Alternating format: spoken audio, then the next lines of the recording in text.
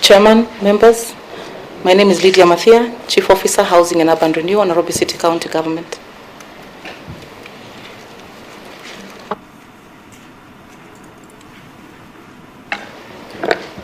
Chairman, Honorable members, His Excellency the Governor, Nairobi County, I'm Cecilia Koigo, Chief Officer Arts. Thank you.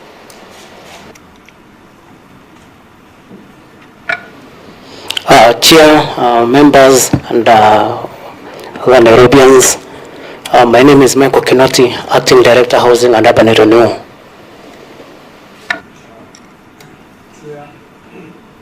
Boy, Deputy Director, Housing. Through the Chair, I'm Job Moura, Head of Press.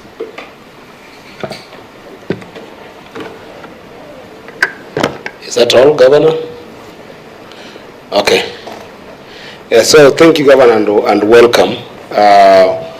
We, more specifically, as you may know, we had sought to have a number of conclusions on these issues, and one of the things that we're very keen on as a committee is the dignified handling of residents from these various estates, 13 of them to be particular now, in the middle of this development process. We wanted to have a conclusion on that, whether that is being handled in a just and dignified manner. But then the second issue that we were very keen on as a committee is to explore from both your perspective and the representative's perspective whether there is good agreement and perhaps even some guarantees of what happens after the development has been done. Will the residents get fair share of whether allotment or otherwise provision of the same unit after development? I think this is really the major issue in this kind of development, the current state of affairs and the future state of affairs, and wanted to establish a congruence between the county government and the residents of these 13 estates. So we've just gone through a comprehensive status update, which I want to take you back to, because most of those materials actually came from your side in terms of updating the Senate, and I wanted to give just the members time to perhaps canvass on those materials that have been read by the clerk. Then now, because the governor is here, perhaps I'll give the governor to lay bare his status report, and then we can open it up as a conversation between us, the governor and the leaders, esteemed leaders from the estates that we have represented in this house. I'm going to tell you, Governor, that we had sought to have 13 estates come, but unfortunately we only have 5 who have come. Partly we own up because that was a problem from our secretariat. I think that they were not able to reach to the other 8, but nonetheless we have agreed that we will find an avenue of convergence in terms of just being able to engage those other 8, because I think that it's important that all of them are engaged in this process. So go ahead, Senators. Chair, with your permission, it will be useful for us to know which representatives we have. I know they had introduced themselves. Yes. But I'll be happy to also know who exactly we have. We will just give you the name of the estates, and most of them, there are leaderships that are here, but then I will request that when the time comes that you're given to give a contribution, when you be contributing, just say your name, your designation, and the estate where you come from, for the benefit of the governor and the house. I think that would be good. So, clerk, will you go ahead and read the estate represented? Thank you, Chair. We have Lumumba Estate, Ofafa Jericho Estate, Maringo Estate, New Pumwani, and the Woodley Estate. So we have 5 estates in the meeting right now. Thank you. Thank you. Senators? Chair, on a point of order, Governor has introduced his team, and there is somebody that I thought would be a necessary party to this conversation. Perhaps, Governor, why is the CEC for the Built Environment and Planning not here? Governor? He's coming. He's coming. He's on his way? Okay. Okay, thank you. Do you have any contributions, comments on what has just been presented by the clerk? Yeah, Chair. First of all, thank you for that recap because it helps to frame the conversation in the interest of time. It is clear that there are only 2 estates here. That would be Kariobangi North and Woodley that are at the project execution phase. And I have not seen the representation from Kariobangi North, perhaps because we had agreed that we would want to hear from the residents on what is transpiring on the ground. Perhaps you could take the representatives from, say, Woodley first, and then maybe Lumumba, because there were certain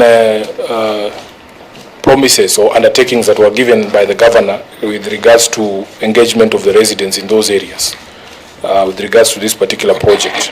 But just from the recap there, I was proposing to my colleagues here that we make follow-ups on the specific matters that had been agreed upon, including the questions of the MOUs with the residents, whether that has been done, in which estates that have been done, the status of public participation in the remaining estates, because we only have 2 where the project has taken off, the binding agreements, so the agreements with the developers in those other estates, and maybe we take it from there. But I would like to hear, Chair, with your permission, from the representatives of the estates on what exactly is going on currently, especially for those that governor submitted public participation had problems and where projects have begun.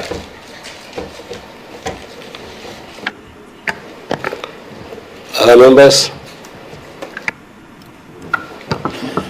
Chair, that's okay. Would benefit from that lead. Though I don't know, Senator Sifuna, whether you'll be amenable to a situation where we first allow the governor to give us a status report on the 5 estates that are represented here, so that then we can now get the residents to react to what the governor said. Then we engage them going forward. Because, Chair, remember we said when we began, we need to bank some things here. Today, at least, let's conclude on certain issues. I don't know whether that would be fine with you. That would be fine. I was only being sympathetic to the governor who has just walked in to give him some time to acclimatize. But if he's ready to go, I have no problem. I know this climate. I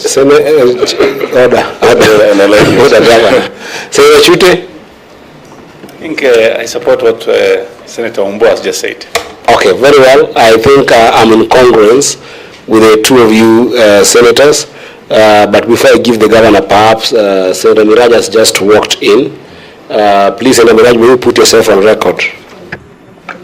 Thank you, Chair. Good afternoon, everyone. My name is Senator Miraj Abdullahi, member of the committee. Thank you, Senator. Very well, Governor. So could we perhaps just have a sales report from you, because I think that will actually help us even have some input from the representatives, because that will be like a more,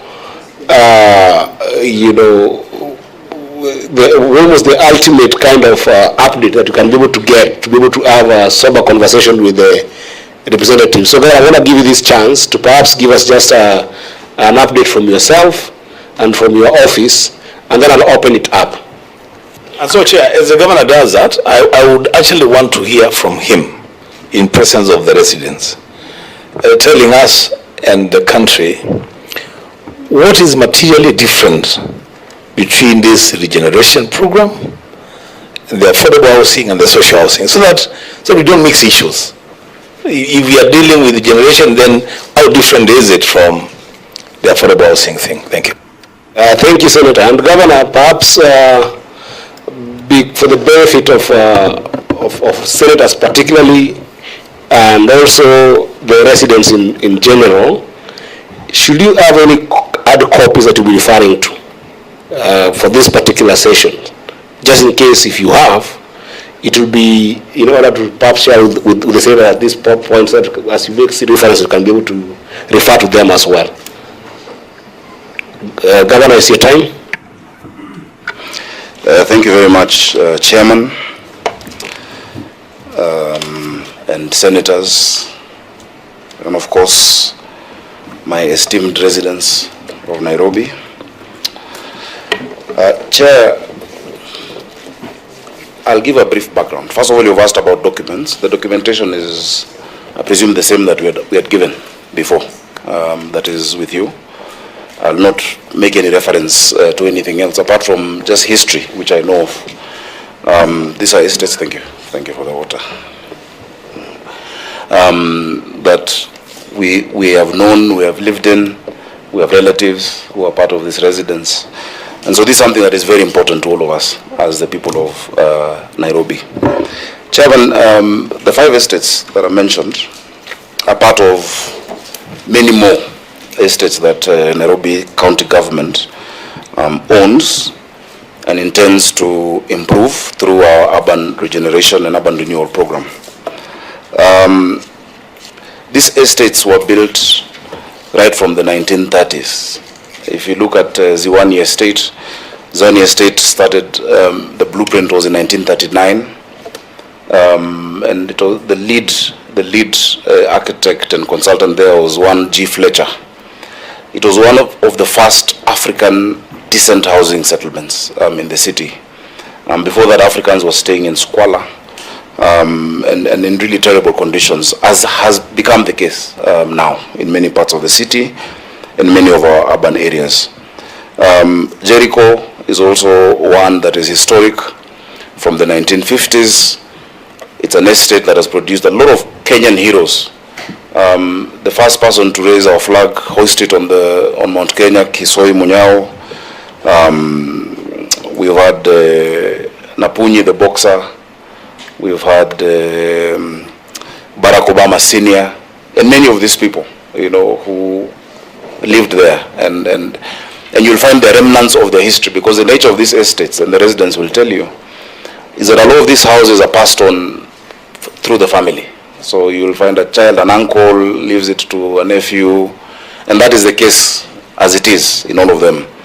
Woodley, and I can see my friend representing Woodley here, was started by Sir Richard Woodley, who was a councillor, rather named after Sir Richard Woodley. Again in the 1940s, that one housed more of our senior staff of the city council. It was a bit more affluent, the kind of houses you had there have more space and more land. There were initially 300 tenants at Woodley, which is why the development we're doing, phase 1 is called 300 Woodley. And I can go on and on about all of those. Jericho, of course, is named after a prominent Kenyan politician who was assassinated, Ambrose Ofafa, during the clamor of independence, And Mbotela was also murdered at the same space at Bama, which was later torched. The idea at that time was to create conflict between communities and to make the Western communities, that is Luyas and Luos, blame the Mau Mau for those murders. And so as I close that, at that time, a lot of work went on. Jaramogi Oginga Odinga, together with Tomboya, would go around Makongeni and these estates preaching peace, telling people don't react, don't respond, and we got our independence. Now, the urban renewal program that we have, its essence is, first of all, in line with the intention, the original intention of these estates was to provide housing to Nairobians. Our population has, of course, gone up. These estates won't fill the population gap, definitely, but it will reduce pressure in many of these areas. And the example I can give you is Woodley, where the first phase of 43 units are giving way to 1,975 units. There are 1,975 families who will be able to have a decent house and an apartment with all the amenities that come together with it. They're all at different stages of development. In Woodley, we were able to bring down the houses, and the site has been secured. The residents had gone to court opposing. And I understand when you live somewhere for so long, you're sentimentally attached to that place. In fact, you consider yourself an owner. Yet the courts agreed with the county that the county is the landlord, is the owner. And so long as the plan has gone through the proper process, the county can redevelop these estates.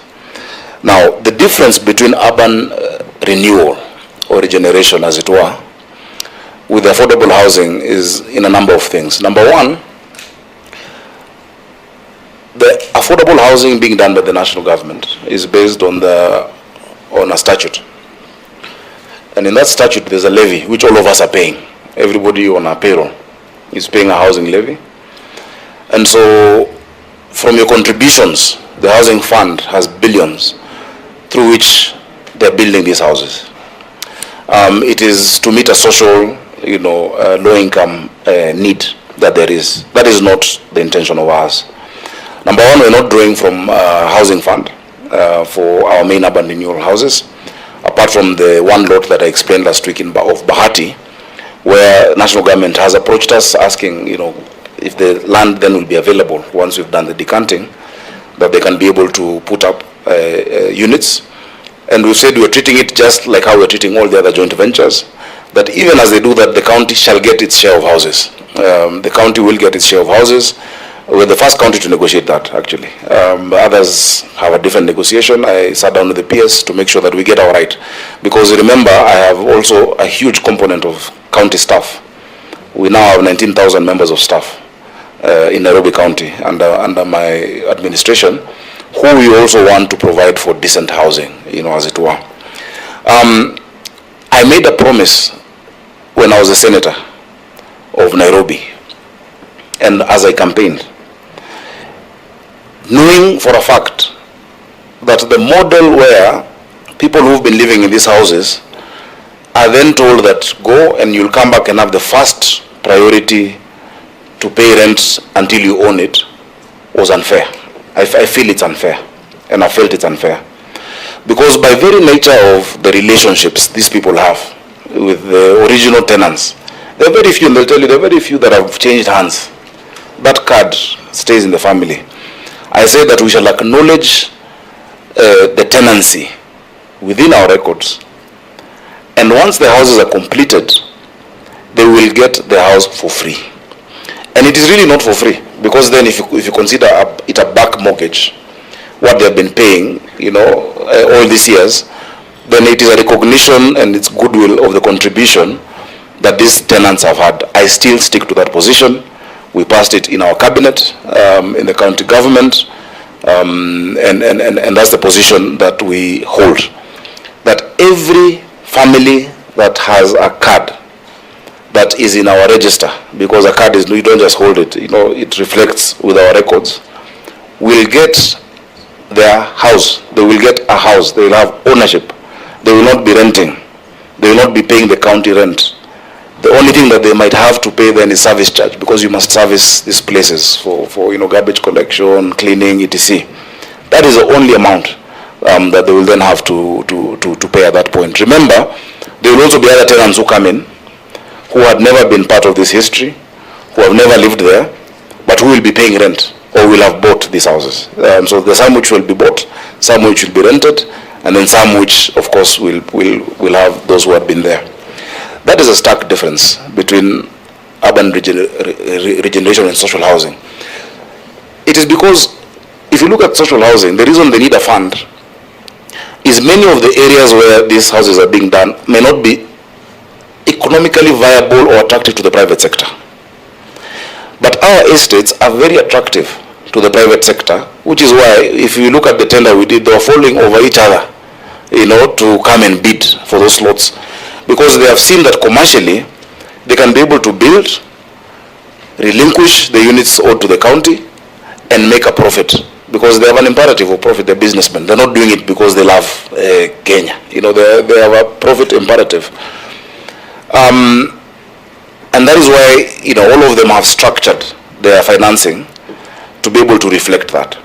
Now, we've told them that they must do certain things. Number one, there are certain areas where historically, and I took through my lawyers and urban, planning and housing team through the history of all these estates, you will not demolish Jaramogi Oginga Odinga's house. You will not. We will want you to retain that or something to show as a museum. This is where Jaramogi Oginga Odinga was staying.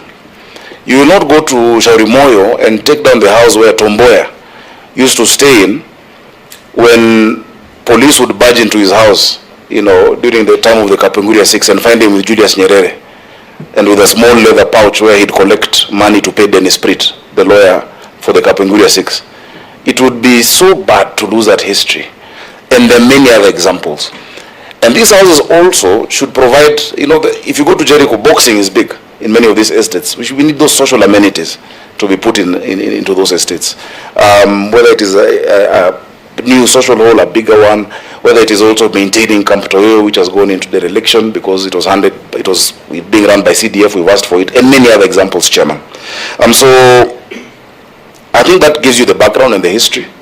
I will ask my chief officer, the CEC is also here, Senator, CEC Patrick Mbogo is here, but I'll ask the chief officer to just run us through the specifics now of those 5 estates. In addition to the allotment, and the Woodley residents will tell you, those who signed and agreed with the county have all been given an allotment letter, which has force of law. An allotment letter is like a title deed. You can go get a loan with it. You know, it is proof of ownership. It is legal tender. It is recognized, and they've been given. But we also compensated, and I can't even call it a compensation because it is not your house we have taken. Your landlord is giving you rent to go pay elsewhere and a house to come back and stay in. In fact, the courts were very surprised that that has never been seen or done. But our thinking is, the imperative of the county is not to be profit-making. You know, we're not going to do business with our people. If 43 houses are giving me 1975, and that's just one example, my chief officer will give you the breakdown of the others, then it would be so greedy for a government to also want to press harder on those 43 that have yielded, or of those 20, you know, or others. So, Chair, I'll ask Chief Officer to then take us through. Just a point of order, Chair, before the CEC comes in. Senator? Yes, Governor, it's good to give that broad background. We like to ask some specific questions just about the things you've said. Yeah. Number one, with the negotiation with the national government about Bahati. Yes. What is the percentage housing the county government is getting? Number two, there is a report in today's dailies about people allocated this affordable housing, ending up selling them. We want to know what measures have been put in place by your county government to ensure that beneficiaries of all these units cannot resell them. Thirdly, when you were here last, you told us about this cabinet memo for the existing tenants to get their houses for free. Have you now submitted that cabinet memo? Because we need to see it. And lastly, a copy of that allotment letter, has that been supplied? Thank you, Honorable Chair. Okay, let me answer those. On Bahati, we've not yet gotten down to the specific percentages. It's a discussion, it's an ongoing negotiation with the PS Hinga. Once we've done that, because we've not yet released it to them, you know, but that is the framework that we are, you know, in discussion with. Once we agree on the percentages of housing, we shall be able to submit that. It hasn't gone into that stage. On that, before you leave that, so but at least the bare minimum is that every person that has a unit now, yes, must get a unit. That's a bare minimum. That's irreducible. That's a reducible minimum. But of course, we see we can get more value than that. You know, over and above those who are being getting a unit. On the issue of affordable housing and people selling them, that is a national government problem because their model is different. Is that because of Bahati only? No, you are in conversation with the national government. You said we are going to utilize the housing fund for this. Yeah. That is the only reason I bring it up. It is one lot. There are 3 lots in Bahati. Governor, even that one lot is important for us to get those answers. Listen, Senator. The one lot that the county owns will absorb everyone who is there. Currently. One lot will absorb everyone who is there. For us, these tenants who are here, who get an allotment letter, if they choose to sell the unit, it is theirs. Remember, All these other units are also being bought by people. They're also being bought. It's, what value do you have getting a title if you can't transact business with it? So that our model is different from the national government model. It's completely different. You have your house. If you want to sell it, if you want to rent it out, it will be up to you. But it's a commercial transaction. That is why it is corporate entities coming into our JV, into JV with us. On the issue of cap memo, I think we can produce that. I don't know if we had submitted. I'll check, but we have it. It was actually one of the first cabinet meetings that we had, where we reinforced that promise that we'd made and that is in the manifesto. So that we can provide. But beyond the cabinet memo, the Woodley people are a direct example. They are holding allotment letters, and we can get a. Do you have a copy? Governor, it is this is the reason why we say we should always remember where last this conversation stopped. Yeah. Last meeting you had undertaken to provide those documents. We need to see them, and you know why I'm asking that we need to see them, given our previous interactions before the Energy Committee. That sometimes you say things, then you don't write them down. Senator, the issue of the allotment you can get. That's what I'm saying. It's a document. Before the end of the meeting, you'll have a copy. We spoke about it last time, so just provide it before. You'll get it. I just want to encourage you, Senators. I'm a very lenient chair, but let's try to speak through the chair. But I want this to be a good engagement. Yeah, so that applies to both sides. Yeah, so Chair, those are very straightforward documents. They're public documents, and they should be found within this meeting. Of course, we will redact the name of the person on the allotment letter, but it's just to show you how an allotment letter looks like, and the specific ones that we've already issued. That is only where we've already issued allotment letters through our lands department. Our chief officer is here. Through the chair.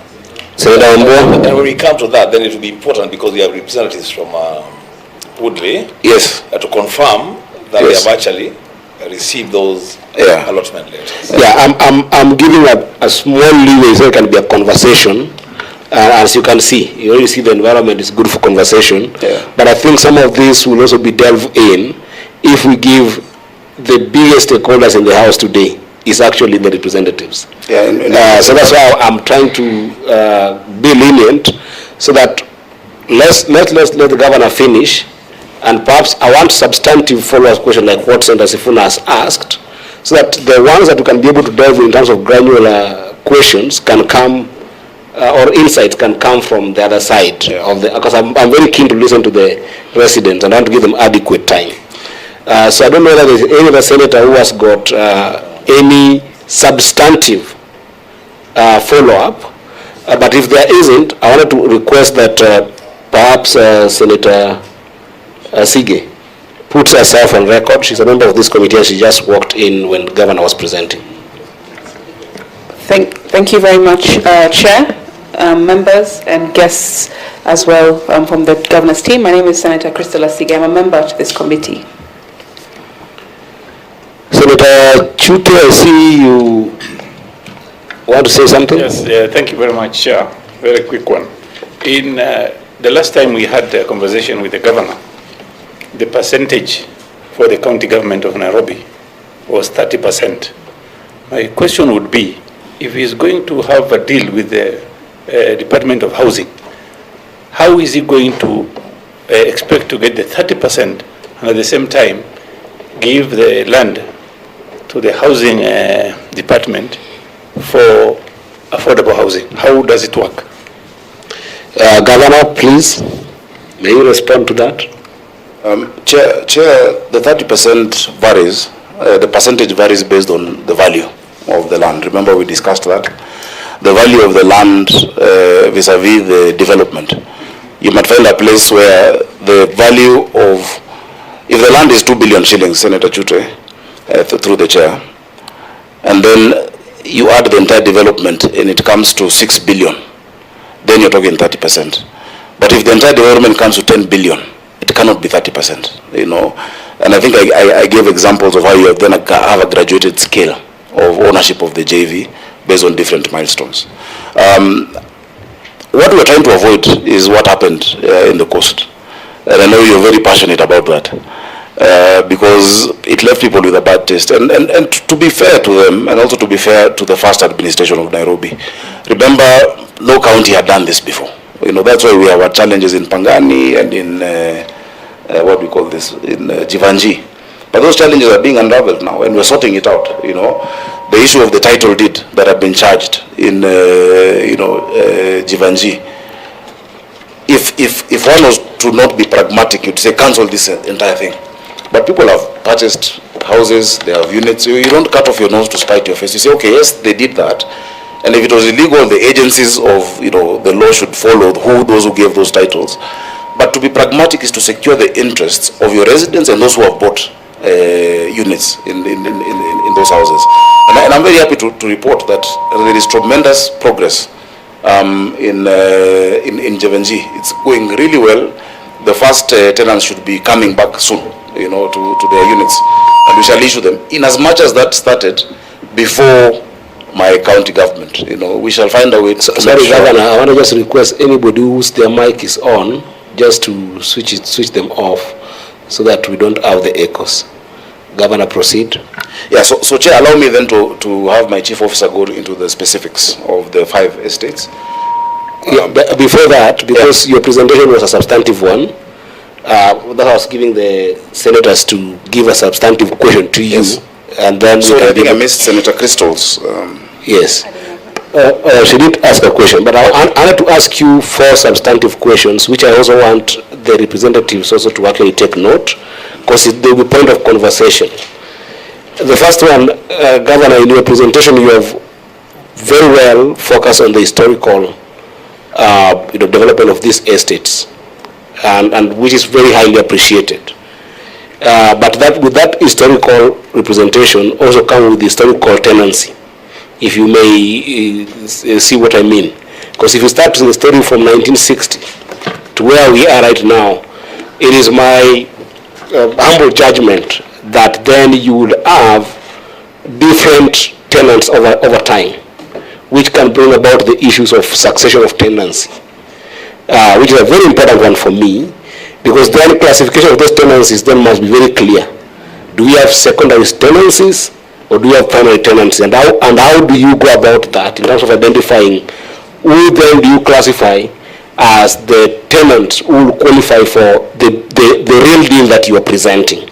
So I wanted to talk about that historical succession of tenancies. That would be number one. And then the second reason I'm very keen on, although I'm not a resident or even from Migori, but I'm a very passionate son of this country. And I strongly believe that the approach to Nairobi, being a primate city in the continent, and if you think about just the kind of business that Nairobi attracts, it certainly needs a metropolitan approach in terms of management. And that was attempted in the previous administration, not well executed because of a number of vested interests, but that will take away the idea of a properly run metropolitan city. Whether it's by the county government is immaterial, but just in terms of the principle of it. And that then brings the idea of how then do you integrate proper infrastructure into these major estates in terms of your development and planning. Because you've got about 18 of them that have been earmarked, 13 of them that you're very well thinking about planning. But is there a proper thinking around just the infrastructure that integrates into the city in your common planning of it? Are you thinking about things like cable cars? Are you thinking about things like the train access? What is the infrastructure integration into the larger cosmopolitan area of Nairobi City? That will be a very big interest for the committee. The third substantive question I wanted to ask you here, you do not talk very strongly about the public utilities, and I do understand the essence of having a developer and the plan. I don't want to come down into that, but by principle, for the benefit of the residents who are going to be there, have you absolutely solved for the issues of public utilities? Because this has been the biggest problem in Nairobi, and actually even in our major urban areas. If you think about issues of sewerage, for instance, we have got estates that were started generally in Nairobi, and today they are poverty havens simply because of poor public utilities. You find sewerage bursts, and in some of these areas that you have shared, for instance, you just told us that Woodley, we'll be moving from 43 units to 1975 units. I mean, that's a big sewage pressure. There's also a big waste management pressure. If you think about waste management in Nairobi, is there a principal approach to it that the residents who are here can also be able to chime in? And these are also some of the areas of public participation that Senator Sifuna had asked before, whether there's more proper public participation. Then the last thing is just about quality of life. Remember, I asked about the dignified living of the residents as they are currently and as they will be in future. And some of these dignified lives manifest in our lives in Nairobi every day. For instance, we're taking a simple case of flooding in Nairobi. We know what happens when Nairobi rains. There is a proper incidences that we have seen of serious flooding in Nairobi. Here we're talking about 13 estates. And we're talking about irises, which have become a symbol of concrete jungle, even in places like Kileleshwa that has been in the news, and Lavington. Is there thinking about quality of life with regards to vagaries of nature, such as flooding? This will be substantive because I want you to talk through whether now or in the mix of the conversation that we'll be having with the residents here as you're presenting. Thank you, Chair. I'll be very happy to answer them now. The first question you've asked, and these are good questions, Chair, is with respect to historical tenancy. Chair, it is true, there have been different tenants from, you go to Ziwani from 1939, you know. But any lawyer will tell you that we can only get into an engagement with that person who we have a contract. And the person we have a contract with is the person in our records who is paying the rent. The Rating Act, which you passed in December, also alludes to that. And so, yes, there could be some who are the ones we've contracted, the ones who have the documentation, but they have sublet to other people. First of all, the subletting is not legal. It is not acceptable, and it cannot be recognized to us. We can only engage with those in our record who have been given that allotment and who are our tenants, Chair. In many of these estates, the extensions, they're also illegal. The extensions, the other structures behind there, those structures are not legal. But these people in those structures can get an opportunity to be a tenant in the new development, not to be an owner, to be a tenant in the new development. Remember, they do not pay rent to Nairobi, to the people of Nairobi, you know, because that rent is what comes to the public coffers. It is not to myself, it is to the public coffers. And so the people we recognize. Otherwise, you'll open a huge Pandora's box. Even somebody who came and put a kiosk in Jericho will also want a unit for free, or in Woodley. You know, you cannot go there. So there are also limits as to what we're able to do as a county with respect to those who are our tenants. A tenancy agreement is a legal document that is binding, either implied or implicit, or explicit in terms of a document. But just the arrangement of paying and receiving services gives you, you know, what we call the, you know, an implied contract, you know, that there exists. That yes, you're my tenant, you have that card, you're in our book, our records management, our records office, estate management has you in our database. That is the person who will benefit from this. And by the my team can feel free to chime in at any other point as we move along. And so I know now you will see many people going back to their houses because they had let go of those. You will have, and that's why we must have a very serious process of addressing each case by case. You'll have a case where you have a nephew and an uncle or a niece or two brothers claiming the new unit. You know, we will not, because the person we gave was one individual, maybe who worked at the county, as 4 children, it doesn't mean they'll get 4 houses. It doesn't. They'll get 1 unit that is theirs to own. If the others want to come and be tenants, they can then come and they'll get priority to be tenants in the other houses that will be available to them. There are limits to what you can be able to do legally. Chairman, metropolitan management of the city, I think that's a broad question. Of course, we have very good urban planners and in the city. Professionally, the Institute of the Urban Planners will tell you that they're members and of good ranking. Nairobi County is a county that is growing.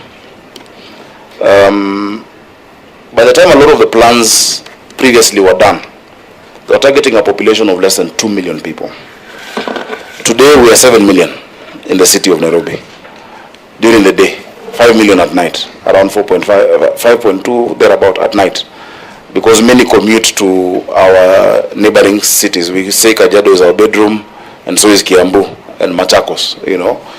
And so with that, there are certain things that must be done, Chair. Chair, in the next 25 years, which is why we're almost concluding with the unveiling of Nairobi Vision 2050 steering committee. In the next 25 years, we'll have 10.5 million people in the city of Nairobi. Of course, there is a huge strain on the infrastructure as we speak. There is need for us to avoid what we call urban decay or urban sprawl, which is why our development control proposals at the assembly are to increase the heights, you know. But it's not increasing the heights without thinking about the amenities and the utilities. And I will break down to you what we're doing with water and sewer. And many will tell you they're getting more water, but I'll explain why and how and what is happening with that respect. Chair, you have urban decay in areas where somebody has to travel from Kamulu to go drop their child to school in Makini and go to work in Westlands, you know, or go to hospital at Mama Lucy on Kangundo Road. Yet, each of these estates should be able to have all of these amenities. That is what had been before.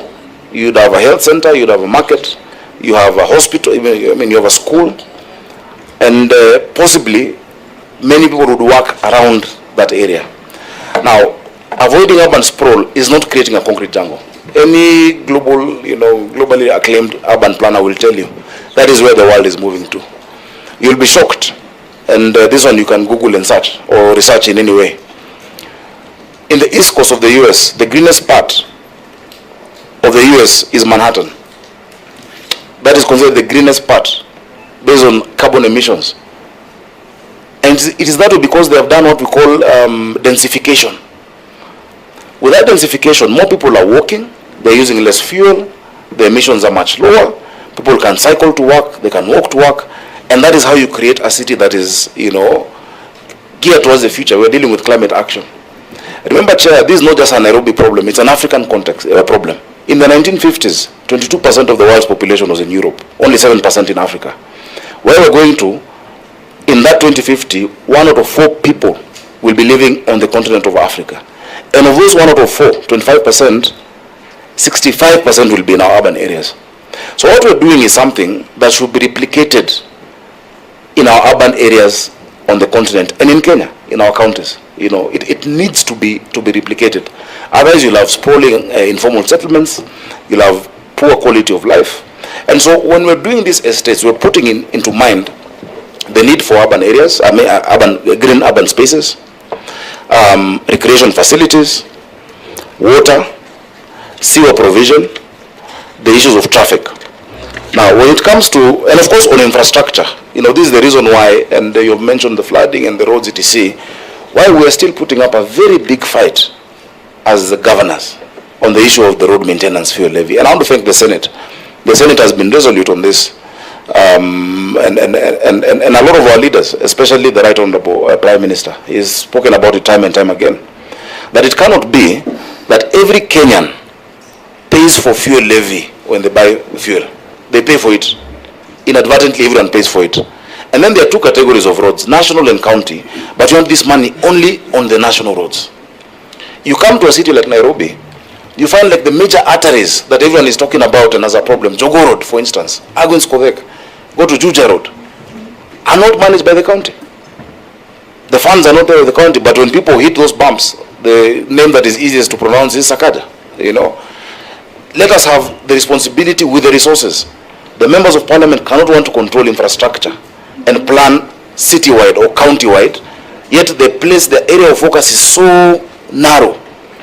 And I gave an example, I don't want to give a specific member, but if you have a member of parliament who has a huge informal settlement and also a middle class settlement, for instance, Upper Hill and Kibra, or Hurlingham and Kawangware, or Westlands and Kangemi, when they get money through Kera, and I don't know why Kenya rural roads is in Nairobi, but anyway, they are.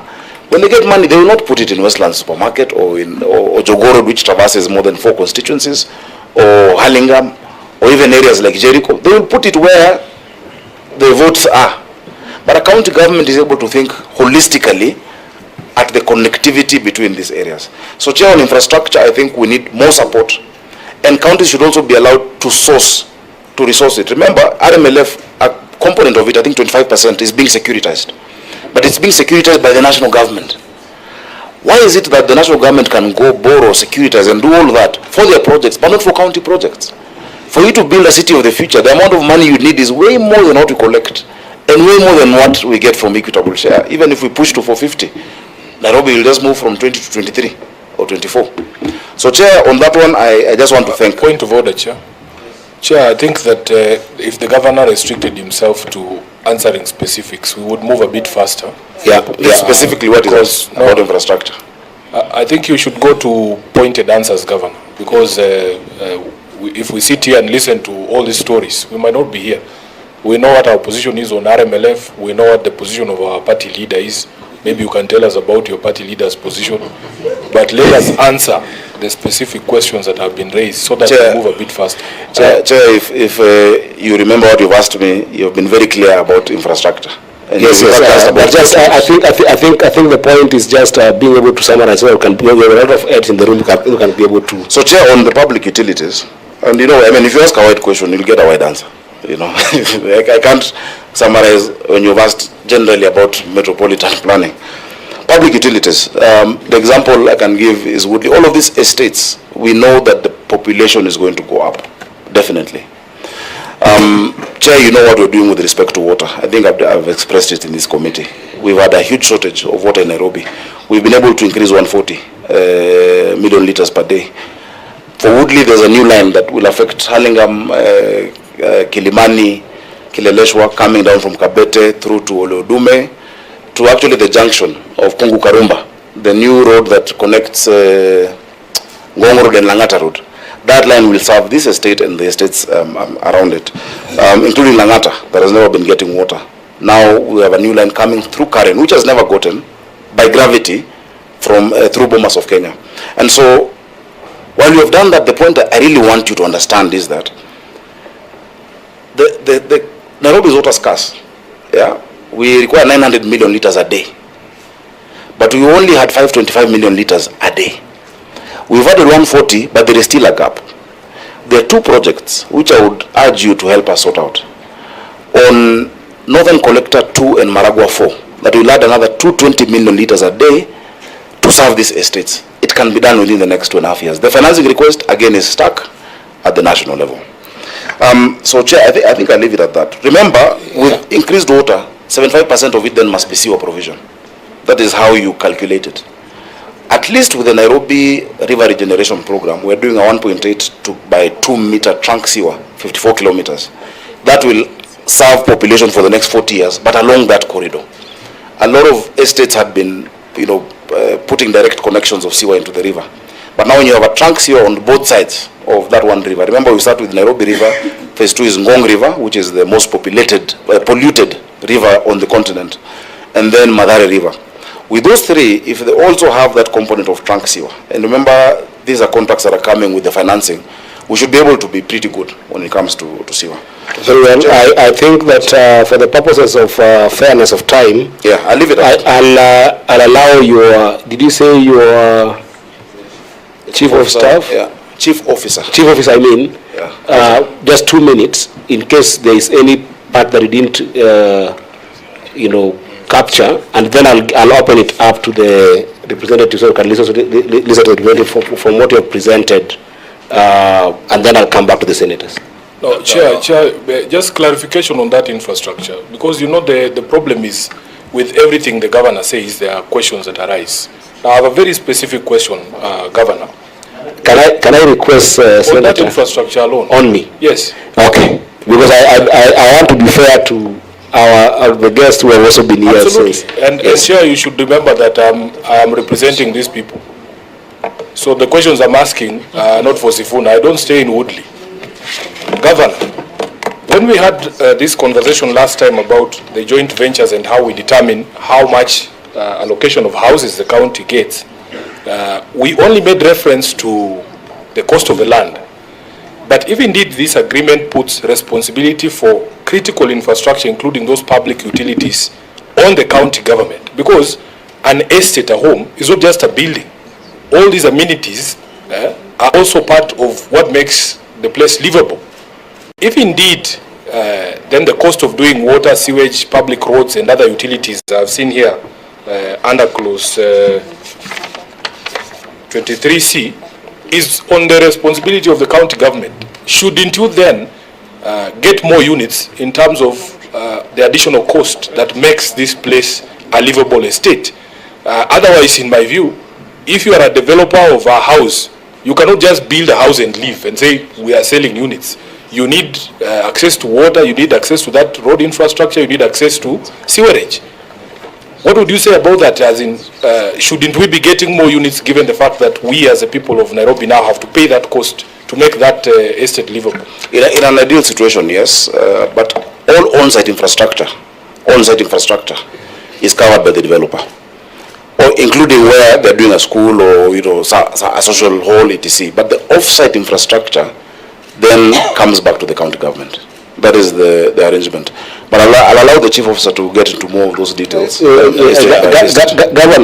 Governor, I would advise, because some of us also are engaged in some of these urban planning issues. I would advise that some of these questions, if perhaps there's no concrete answer to them, just take them as feedback. Because my question was very, very specific on the integration of this infrastructure.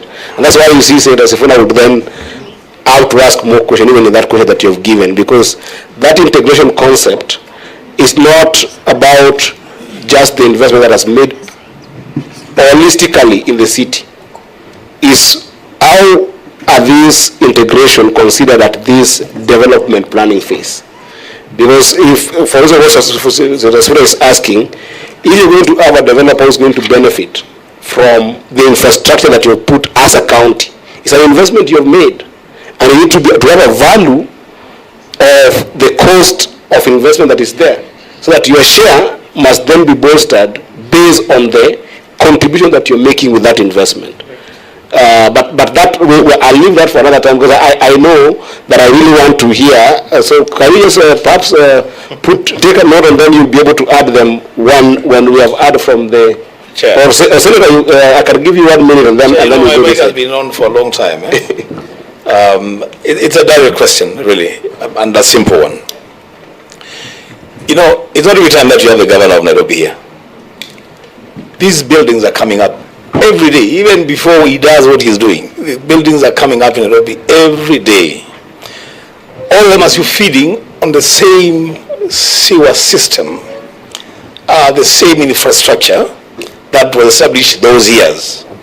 Maybe the question that the people in Nairobi would also want to hear is, I've heard of some development taking place this side of the city, but the biggest population, I think, is the other side, Eastlands, Pumwani, Embakasi, that side. What are we doing about that, the sewer system, especially the sewer system? Every time you drive around that place, bus sewer all the time.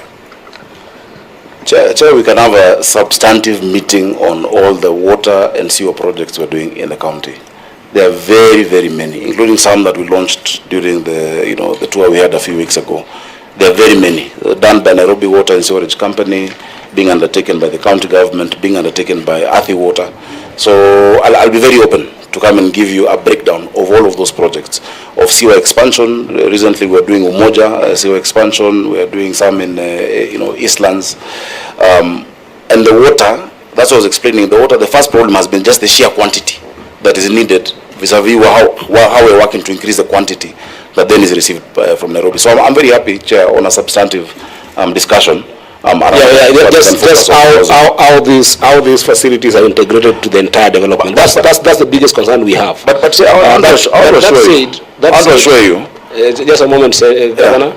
Just to say that what Senator Sifuna bringing up are very, very important, because while the development of these 13 assets are going on, what they are saying is that they are not the only development that are going on.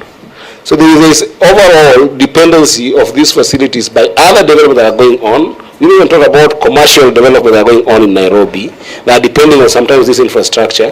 But we just wanted to have a case for integration. That's all. For how you think about access system, transport system, sewage system, flooding system, and those kind of things. And you can give us that in writing at opportune time. But I don't want to belabor that because there are more substantive issues that we need to engage with the unless you give your entire development plan of the county. Chair, the county is an ongoing institution. We build roads every day. We have a plan for the roads. We have a plan for sewer. We have a plan for water. Whether or not we are doing urban renewal, we'll still be doing it. And the estates we are doing will connect to that infrastructure, you know. And remember, this urban renewal plan is not something that someone came up with last week or last year. There's been a lot of professional input. Of course, they're faltered in many areas of execution, but the engineers, the planners, the architects, the transport professionals have been sitting on this for years. Remember, it started during the time of the first administration. So, if you want a substantive discussion on all infrastructure, for instance, we say in Makadara constituency, because that is where we have many of them. We have Jericho, we have Bahati, we have national government is doing some in Makongeni, in all those areas. We can be able to present that so that you can see holistically. But I want to assure you, we're not just sitting, doing nothing, waiting for houses to come up, Chair. But please have that assurance. No problem, Governor. Please. Can I give you 3 minutes? Can I do it in 3 minutes? Yes, I'll be very. Okay. I'll be very quick. We have several projects in Nairobi in what we classify as phase 1, phase 2, and phase 3. Phase 1, you're all familiar with it. It's Pangani and Jivanji, which are under construction. Phase 2, we have Woodley, Lot 1, Kariobangi North, Bahati Lot 3, Maringo Lot 2, Jericho Lot 1, Jericho Lot 2, and Ziwani Estates. Of this, in phase 2, only Woodley is under construction. The rest are currently in the joint venture stage, where we are imminently about to sign with the partners that we have secured. Then we have another phase, which is what we are calling phase 3, which we will be advertising. Phase 3 comprises what we advertised in phase 2, which didn't get a developer, and now the new lots that we'll be putting out. These are Bahati Lot 1 and 2. Again, we might drop, based on our negotiations with the national government, we might drop Bahati and release it to the national government. We have Maringo Lot 1, Jericho Lot 3, Lumumba Lot 1 and 2, Bondeni, Embakasi, Woodley Lot 2, Woodley Lot 3 and 4, Maringo Lot 3 and 4, Lumumba Lot 3 and 4. So those we will soon advertise to secure developers. That is the summary of where we are in terms of status. Very well. Honorable Senators, I wanted to seek your, congruence whether we can be able now to open this to the representative of the estates, just to hear from them what their reaction will be. Just before you do. Yes. I don't think the CEC had followed the guidance that the chair gave. Okay. That there are 5 estates present in this meeting today. What you need to do, don't tell us about the other lots. Just those estates that are in this meeting today, what is the status? So maybe you can the chair had guided Lumumba are here, Woodley are here, Maringo are here, New Pumwani are here, although New Pumwani was a different issue, and the other one, the clerk and guide. Just maybe just give a breakdown of the status in those that are present here. Okay, thank you, Chair. My apologies for maybe missing that direction. For Lumumba, we did not secure a developer when we advertised, so we will be advertising Lumumba, Lot 1 and 2. Jericho, Lot 3, we will be advertising, but currently we have prepared the joint venture agreement for Jericho, Lot 1 and Lot 2. I hope that's clear. New Pumwani, I think that's something else. It's not part of the mapped estates. Woodley, we have Woodley Lot 1 is ongoing. The developer is on site, I believe currently setting out to begin construction. Then Woodley lot 2, 3 and 4 will be advertised. Maringo lot 3 and 4 will be, Maringo lot 1, Maringo lot 3 and 4 will be advertised, while Maringo lot 2 already has a developer with whom we are signing a joint venture. Thank you, Chair. Okay, thank you so much. Senator, is that in order? Senator Sifuna? Yeah, Chair. You know, there's a breakdown of the phases. We have pre-construction, construction, and post-construction activities. Now, when you say you are advertising, is it safe for us to assume that you are done with all the preliminaries, including the engagements with your tenants? Yes. Please go ahead. You are done with the tenants. All public participation has been concluded in Lumumba, in everywhere. That's what you're saying. In terms of the intention to develop, all right, that one we have concluded. What is not concluded is the conversations around the inconveniences, what the chair has been calling the dignity of tenancy and how we are compensating these tenants. Those conversations are pending, as they are for most of the residents who are here. We are yet to, lock down. Are we going to give you a 2-bedroom? Are we going to give you a 1-bedroom? How long is the, eviction notice? How many months do we compensate you to be out of sight before you come back? So those nitty-gritty conversations have not yet been concluded with all of those estates. Now, wouldn't you agree with me, Chair, that pending conclusion of that conversations, you're poisoning the atmosphere? I think there was an undertaking by the governor last time you were here, Your Excellency, that nothing would happen prior to conclusion of those. I don't know why you're calling them inconveniences, because these are. That choice of word is a bit odd, Madam CEC, because these are serious concerns that are being raised by your tenants. No, and, she's saying the tenants' inconveniences. Tenants being inconvenienced. That's what I'm saying. Yeah. I doubt you will classify the concerns in Jericho or Lumumba as inconveniences. These are major concerns. And Governor, we had advanced this conversation where you had gotten to a point where I think you had undertaken in uncertain terms that there would be no agreement signed without these so-called inconveniences having been cleared. But maybe, Chair, with your guidance, we can hear from the residents about these inconveniences. And then, before even that, the applicant, because I want Governor, this committee is very keen on closures. Some of them will be long-term closures, some will be medium-term closures, but some are certainly short-term closures. And those closures, what I was expecting in that particular brief, I think it's one of the most important briefs that we have had in the entire conversation. What I was expecting is, with Lumumba, this is the timeline we have to conclude on those concerns. These are the ones we've concluded. In the next 2 months, 1 week, 3 weeks, we are concluding on that conversation for once and for all. We are proceeding this way. And remember, I talk also as a political leader, in the sense that I know that a governor's term is 5 years. And the last 1 or 2 years, there is a lot of political activities going on. So we don't want a situation whereby this thing becomes so an open-ended conversation. That we haven't concluded on this, we may conclude on it, we will conclude on it.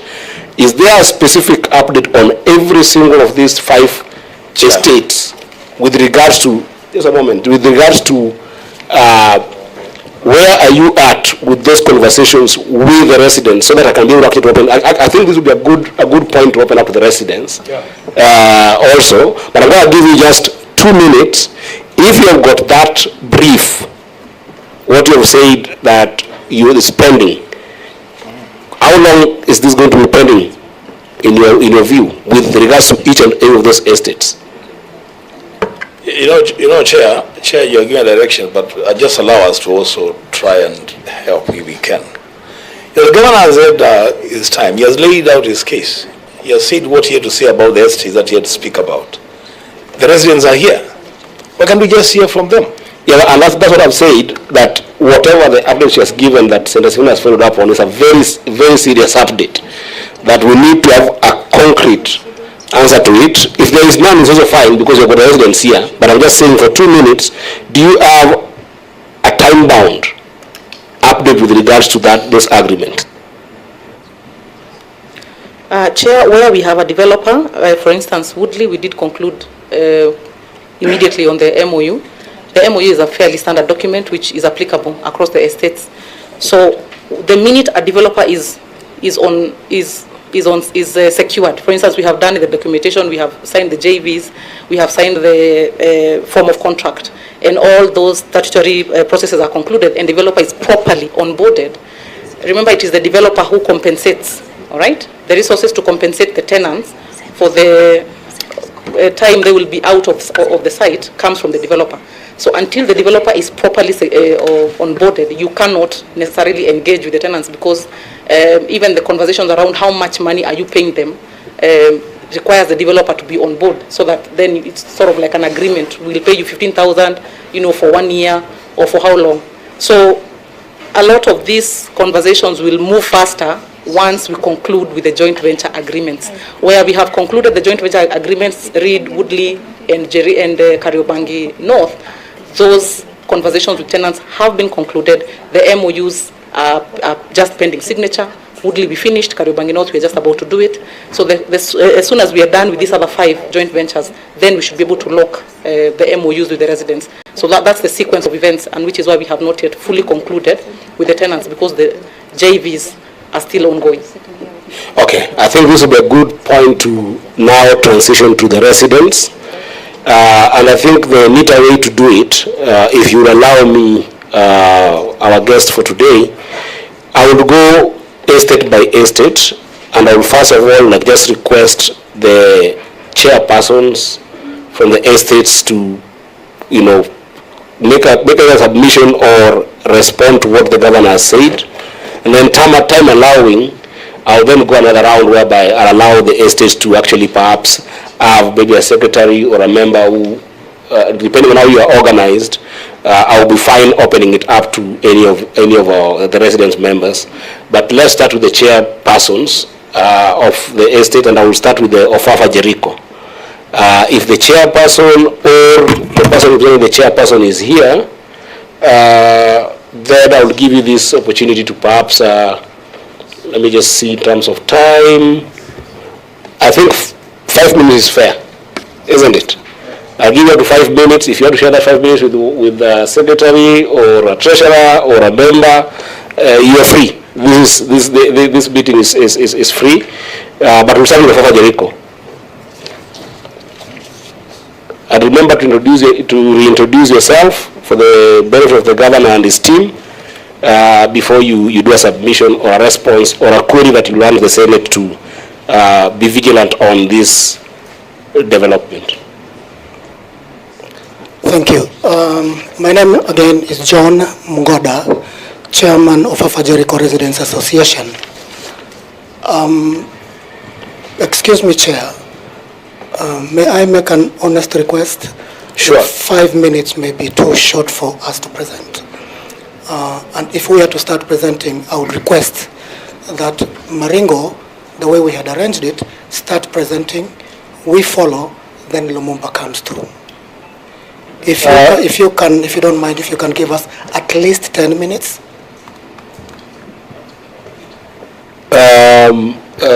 Senators? That's fine, Chair. I think it would be only fair, given that we on our part have exhausted the better part of an hour and a half. Yes. Which hour belongs to the governor. The senators have only taken half.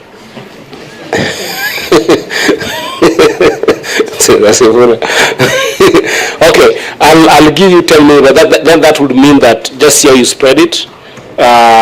So you are requesting that I start with Maringo? Yes, Chair. Okay, please, Maringo, the chair is Peter, right? Yes, Peter, please go ahead. Sorry, the chair is Shauri Njoroge.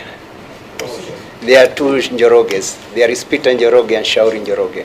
Yes, yes, in Jericho. Yes. Because Peter was there for the representatives, right? Yeah. Yes, yes. Please go ahead. Okay, thank you, Chair. And thank you, our able Senator and the Senate Committee for inviting our His Excellency, the Governor. We have never met him since we elected him.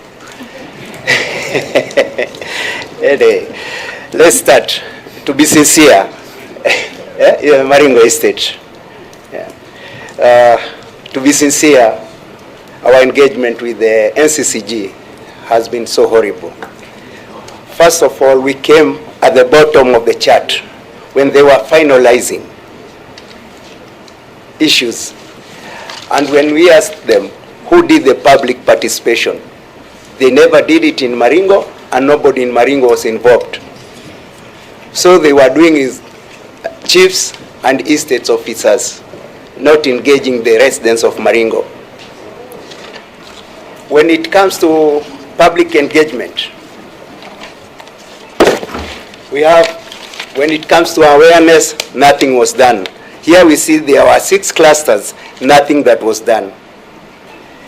When it came to mapping, when they were doing mapping, that's when some road constructions were going on. So they were doing it clandestinely, hiding. And we even asked them, what are you doing? They told us that we are trying to mark the roads. We come here telling you that these people don't come up openly. They come up hiding. Another thing is that recently we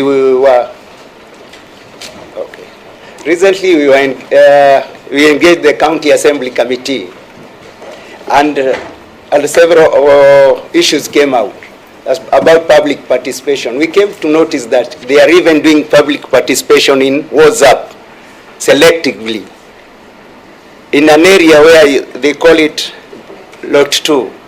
We have 310 houses. They only engage 74 households, leaving out the rest. And when the acting director of housing was asked to clarify, he said that it's true, that they are doing public participation in WhatsApp, but selectively. It's in the hazards. Another thing is that we came to notice that these projects is not following the constitution. Even the county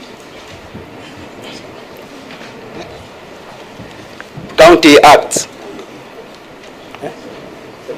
Okay, let me leave it to the secretary, kindly. Good afternoon, Senator Chair. My name is Maringo Gutu, the Secretary of Maringo Estate Residents Associations. I wanted to be on record that we appeared before the County Committee on Lands, Planning and Housing on the 26th of March 2025. What emerged from that meeting last month, what emerged from that meeting was clear that this project has not been approved by the County Assembly. We referred them to section 114 of the County Government Act, which subsection 2, which says that a project of this magnitude must be subjected first to public hearing. It is mandatory that it has to be subjected to public hearing, which has not been done. The same, it has not been, there is no validation report that has been submitted to that committee to present to the County Assembly for approval. So, as we speak now, this project has not been approved by the County Assembly. Number 2, section 115 entails that laws and guidelines for such a project have to be have to be emanated from the county assembly. In this case, there is none.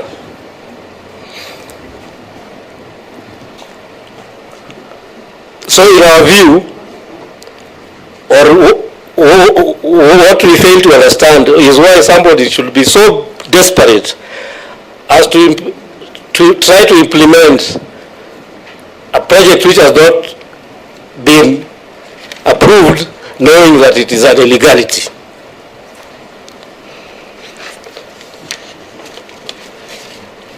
When we talked of public participation, sorry, let me just say one thing. The acting director of housing told the meeting that only 7 MCAs they went with to Naivasha are the ones who approved the project, contrary to provisions of Section 114 of the County Government Act. When we come to public participation or public engagement, we had about 6 of them, but on all occasions they were coming to tell us what they are intending to do or what they have passed, not putting into consideration our inputs, which they are conducting the public participations contrary even to the provisions of their own guidelines. I think we gave out files and we have put all the documents that will prove that they are not even following their own guidelines. Just a moment, clerk, did you receive any documents from just the same way we do with the governor? If the documents that were received, I know we might not have enough copies. If there are not enough copies, I want you to share with the senators because they are seated there, just so that when there is reference made, senators, you can have the benefit of interpreting the document. And also I'll just be keen. Chair, we presented enough documents. Yes, we presented enough files. Okay. So no worry, the clerk will supply the senators with the files. Go ahead. On matters of ownership, house ownership, we wrote to the governor a letter dated 6th of March 2024. The governor has never had courtesy even to respond to that letter. From March 2023 up to this moment and time. We wrote him a reminder in October last year. The same, he has not responded to the same. In our letters, we attached sessional paper number 5 of 1958/59, and I'll refer you to page 23 of the same document.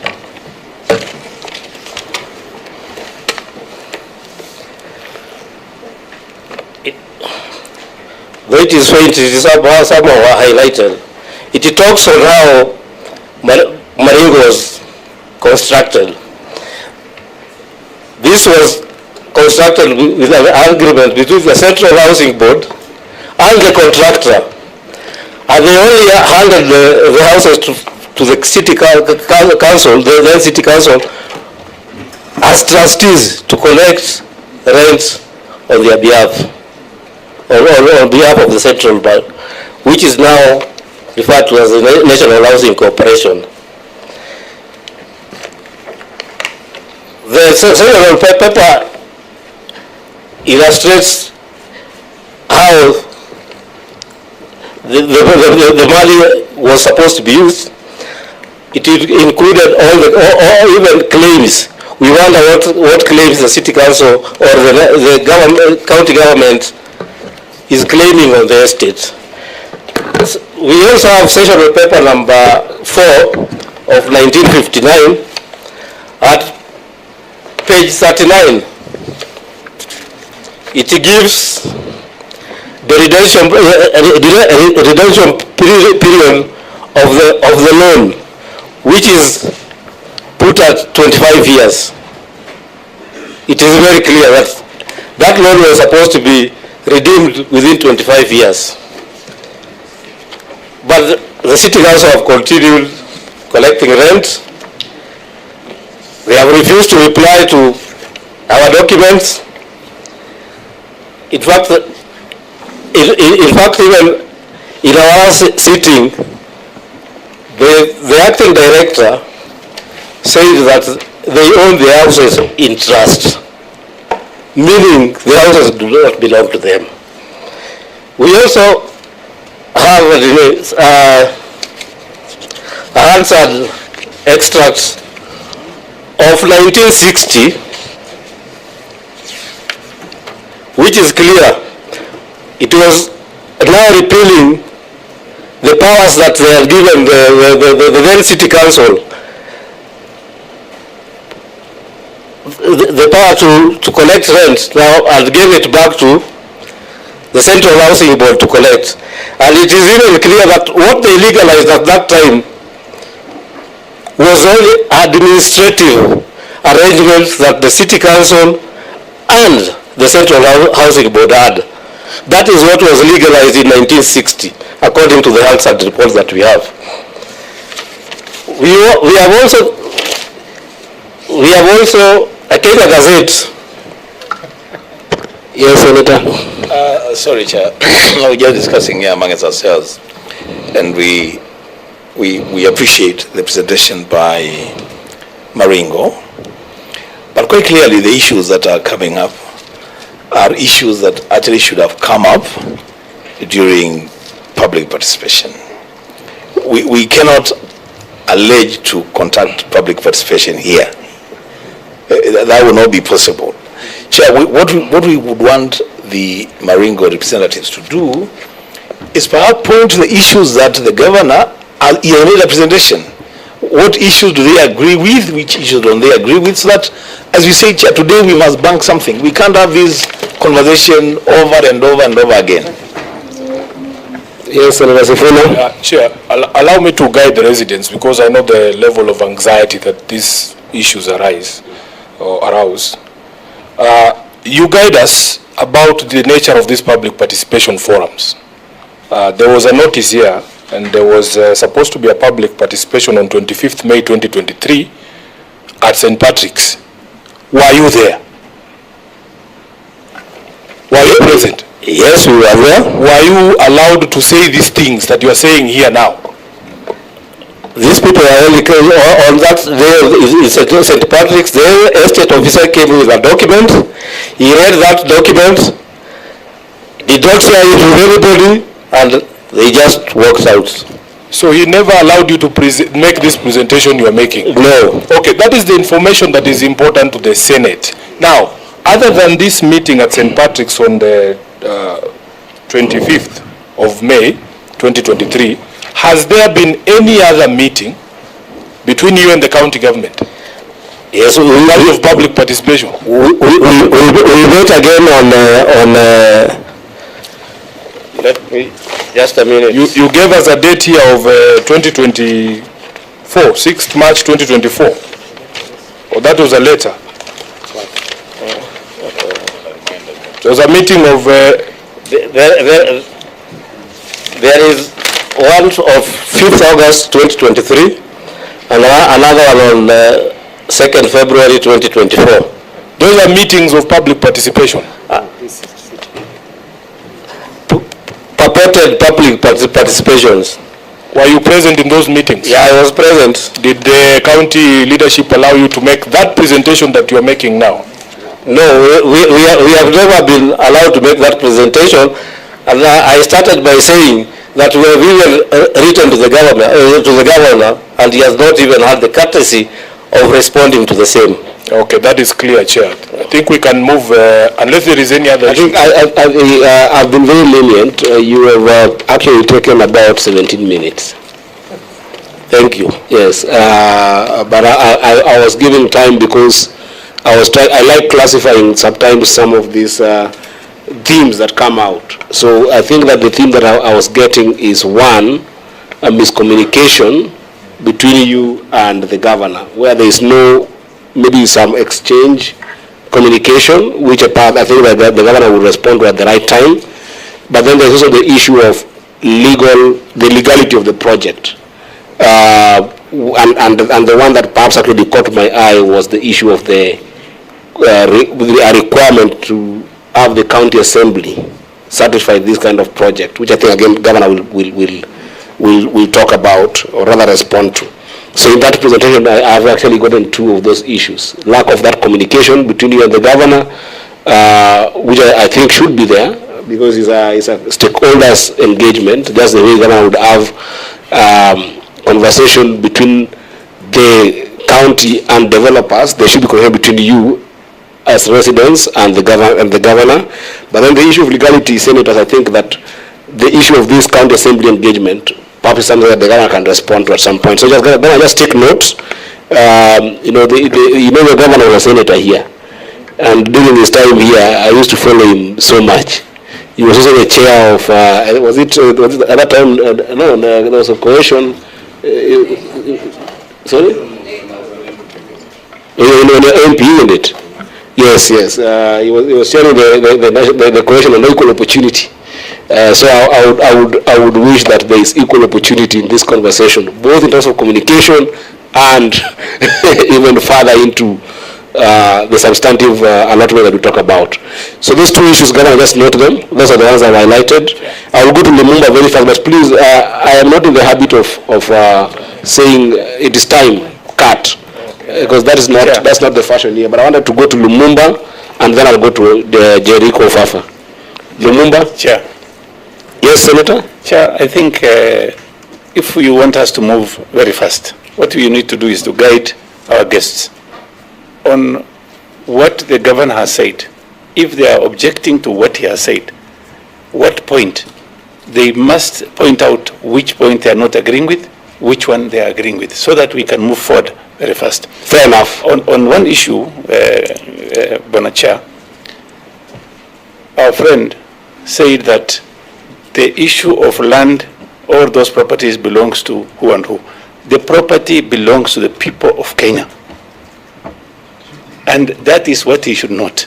From there now, we can keep on moving very fast. Please guide us. No, that's guided. That's guided. I think you've taken note from what actually Senator Sifuna emphasized that. All the senators have emphasized that. Let us, for the purpose of moving forward, the governor has done a presentation. The clerk did capture all the comments that we have had in the past, which is what I call a status report. Let us try and interrogate those ones. Which ones do you feel satisfied about? Which one do you feel you agree with?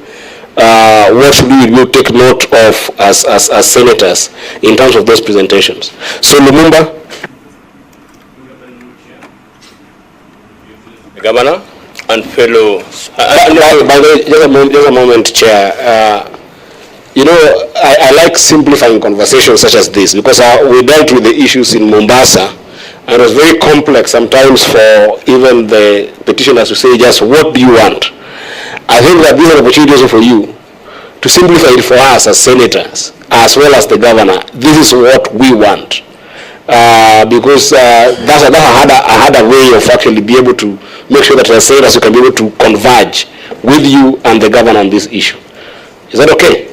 Please go ahead. Good afternoon, Chair, Your Excellency the Governor, and Honorable Senators. My name is Agesa Omega. I'm standing in for our Chair, Walter Ogodi. Most has been said by my colleague from Maringo. I'm saying not my colleague, my fellow owner from Maringo. Owner. Why do I say owner? Not tenant. owner. Chair, can you restrain the governor from Governor, stop intimidating threatening the witness? Governor, you only speak to the chair. Next week, Tafadhali. but I'd like you to tell us how owners paid it. The president. You have your time. Why do I say owner? You are protected, sir. Let me clarify to him. In his presentation, there are some things he was trying to evade. He gave not the whole history of the land. And my friend Agesa. Yes. Here you only speak to the chair, you only look at the chair, you only point at the chair. I'm sorry. Chair, please, you know these matters are fairly emotive, eh? And if there is need for physical separation of the governor from the witness, it will help us so that he is free to express himself. I have known governor not to be a violent person. I guess proceed. I am now concerned.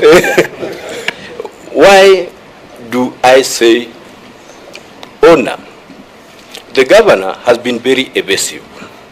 Evasive in which ways? He gave just a brief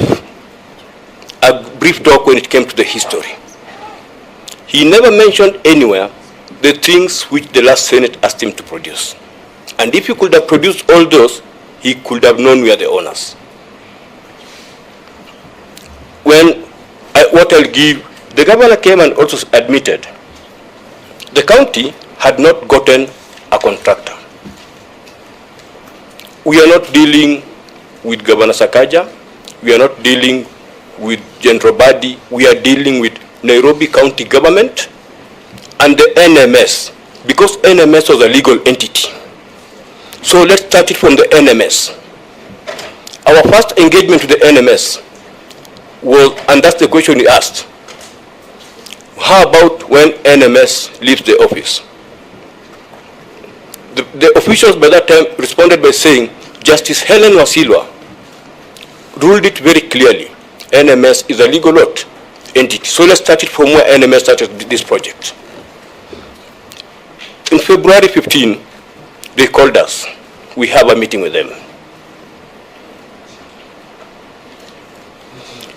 which we responded to the call. Which year? February 15, 2021. 2021, okay. We responded to the call, and they required us to do some things, which was registering of resident associations, which we did. The first meeting with the county government stroke NMS was in July 1st of 2021. And there are some things we discussed. They told us of the goodies of the project, but we had to drag them back because we are victims of historical injustice. Why do I say victims of historical injustice? Our parents, when they got these houses, when they allocated, there were documents, and even as my other co-owner has stated, the sessional paper of 1959, sessional paper number 3 of 1959, it stated very clearly, the rent, the loan which had come from the Colonial Development Fund to the Central Housing Board will be repaid through rent structure. Through rent what? Structure in the document. We came to independence, and they can even admit it in one of their documents. The first estate to be constructed, to be built by the Nairobi County government, was Uhuru Estate. Uhuru what? Uhuru Estate. Why is Block 51 unique? Because it sits on one piece of land, Maringo, Ofafa, and Lumumba. And in that one piece of land, you realize that's where the whole issue is. No title deed. The other time he told the county, he told the Senate committee last year March, we were preserving the lands. That was not the role of the county government. It's the role of the National Lands Commission, not the county government. Why did they come in 2021? Because that was the expiry of the duration. They are waiting for the expiry of the duration of the historical injustice. That's when they came and ambushed us. Our parents have gone to the graves crying fall of what the county government did to them. How did they play the foul? They took the first cards, which had a lot of things. Now they gave us the cards, which now had the social housing thing. When they gave us those cards, when our parents went to ask in 1988, they asked the councillor by then, Sami Mbogwa, tunataka nyumba zetu. The only thing they could tell us is, wapi imeandikwa hiyo. Knowing very well when they had come from the village, they never knew anything related with the law and housing. The governor each and every time they ambush us, through SMS, unlike before, when they advertise one, two, three things in the media. I'm talking of the print media. We have the copies of the print medias with us. When we had the first engagement with them, that's why I say we cannot trust them. They keep on shifting goalposts. We agreed all what had been discussed, which we presented to the Senate committee last year, for them to avail. After availing, we agree on certain issues, which they said, kama iko hivyo, kama ni ukweli, we shall honor it. We agreed the secretary and our secretary, they meet, they synchronize the meeting minutes, it become one document, not a public participation, a document for the minutes. From that time, they have been taking us in circles, ambushing us with things which are not there. Only for the March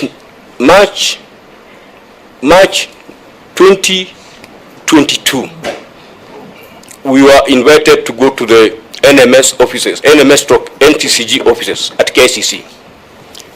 Because we kept on asking them, if you can't honor these minutes, how will you honor the agreement? They came with a shambolic document. They said, now here it is, you people start signing now, this is the document.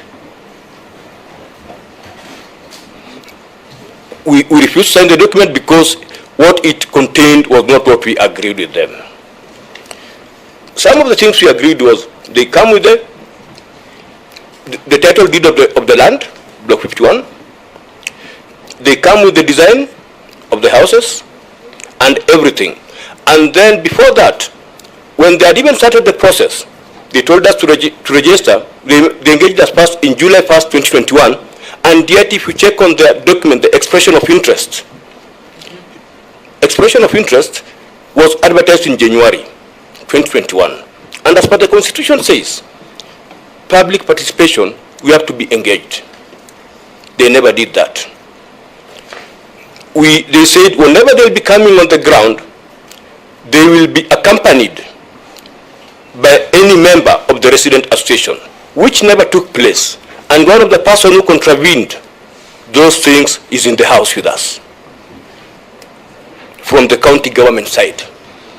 You used to come akijificha the way the Maringo chairman has said. They could even come with cameras in some double cabin vehicles, wanapiga picha kidogo. We don't know what they are doing. When they see the residents, they run away. So we wondered, is this an open project? If you check on the EOI, and if you check on what is the name of the person? Kemboi is in this room. We have even the video. Who is Kemboi? I want you to be explicit. Yeah, Kemboi works with the... He's the chief housing officer. Yeah, yes, just. The chief housing officer, Mr. Kemboi. Okay, yeah. That's continue. Yes. They continue doing all that. Just point of order. What video do you have? You said you had a video of him running away or what? Doing some surveying of the land at the AB zone. Okay, proceed. Yes. Even as the governor says, they're in touch with the people. We do pay rents. Do they maintain the houses? Ask them which was the last time they maintained those houses. We have just become a milking cow.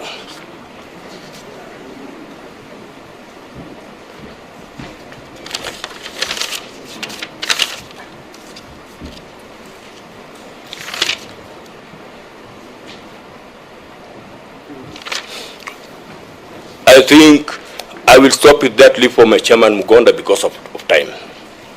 Okay. Just one question, Chair, to Mr. Gesa. Go ahead, Senator.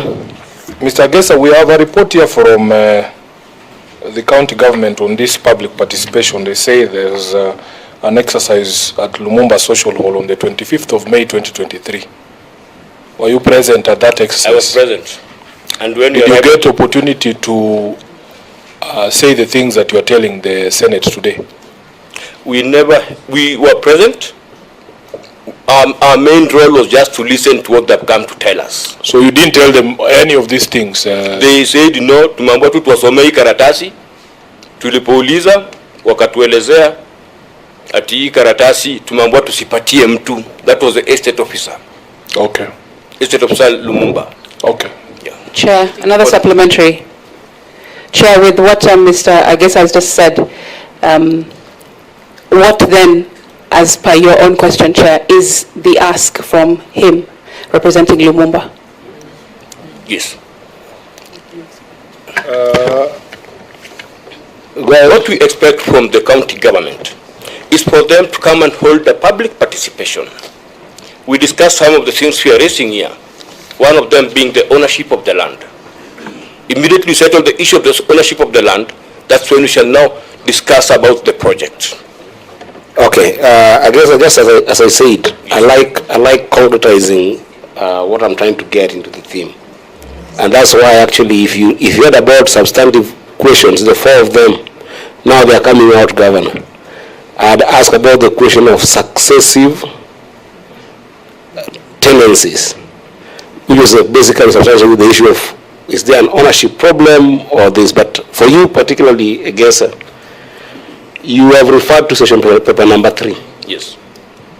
Which was a contract of finance proposals. Yes.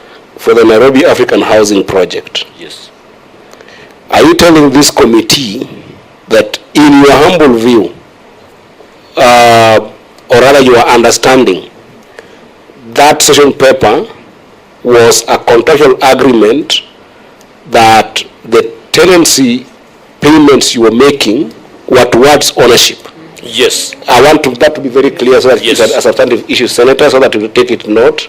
That is your understanding as the residents? That is my understanding. Yes. Adding unto what?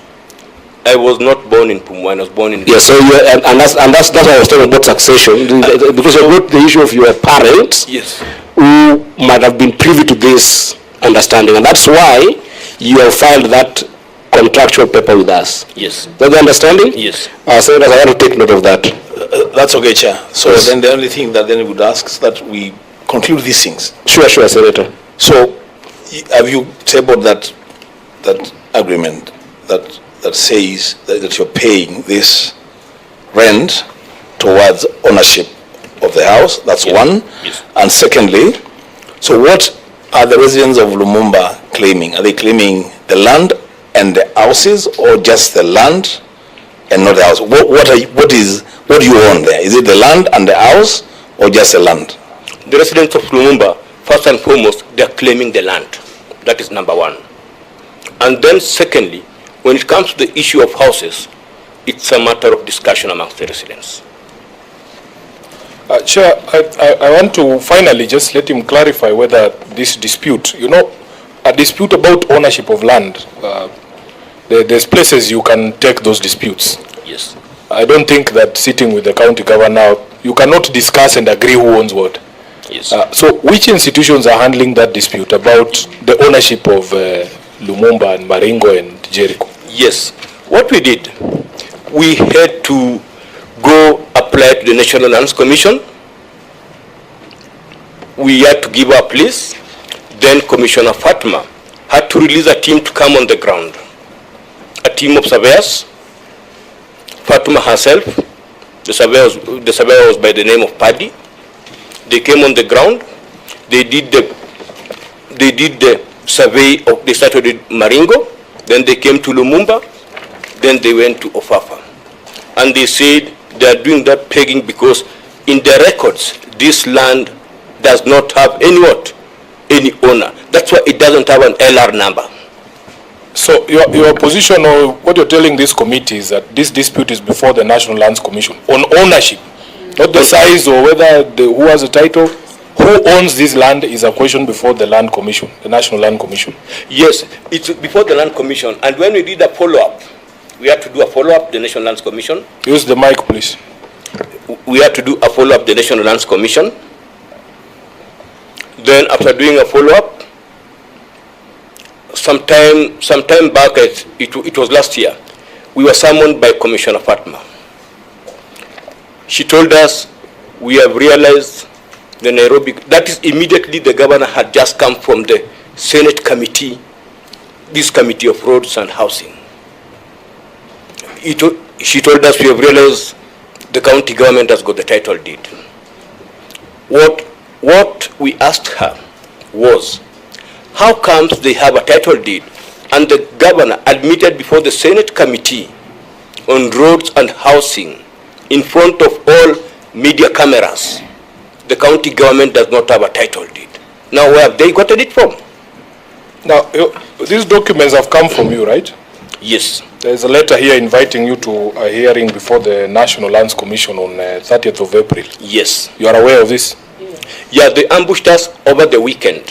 What do you mean by, how much time do you need? Because you seem to be very knowledgeable about the history of this matter. Even if I woke you up in the middle of the night to appear before this committee, you're telling how much time do you need? Because we can also help you. No. This letter is dated 23rd of April, and they are calling for a meeting on 30th of April, which is a 7-day notice. In fact, we had a meeting yesterday evening, all the 3 estates, discussing about that letter. Why are we not in agreement with the letter? The letter came through someone who was just a coordinator, and he left the association a long time ago. We have been writing to the National Lands Commission directly as Lumumba Resident Association. So you are saying you will not attend this hearing? I'm still answering your question, Senator. No, you know, I guess we need to make some progress. Yes. Let's make progress. Yes. And I want you to be very honest with us, because we have been more than honest with you. Yes. As a senator, you know how much we have dwelt on this matter. Yes. Chair, as a senator of Nairobi, one of the frustrations I have, and I have to express this because I've said it to Chairman Mgonda, I've said it to Sam, is that there appears to be a hesitation from you to resolve this question. That whenever there is opportunity for that conversation to happen, you look for excuses for that conversation not to happen. Chairman, if the National Land Commission has invited you, and you have rightly said they are the ones who should be able to resolve this question, even if they call you today or tomorrow, honestly speaking, what is wrong with appearing before the National Lands Commission? What, we have no objection, but you should... You are saying it should come through you. The invitation should come through you. No, I'll give you the reason why we are still discussing of it. The letter, we received it on Saturday in the evening, not a working day. And it never came through the official channel. It came through someone. Senator Wambua, please. Chairman, you are representing the chairman. Please let's make progress on this matter. Yes. Are you disputing the contents of this letter? We are not disputing. We can avail ourselves anytime. Are you disputing the contents of this letter? We are not disputing. You are not disputing? We are not disputing. Then you are disputing. What is the problem? We will appear. The problem is how it came to you. I mean, really, surely. This is a serious matter. Yes. Please, let's make progress on this matter, Chair. Please. Yes, we will appear before it. Chair. Senator Chute. Yes, I want to ask Chair a specific question. Question number 1. All these years, our friends have been paying some kind of a rent.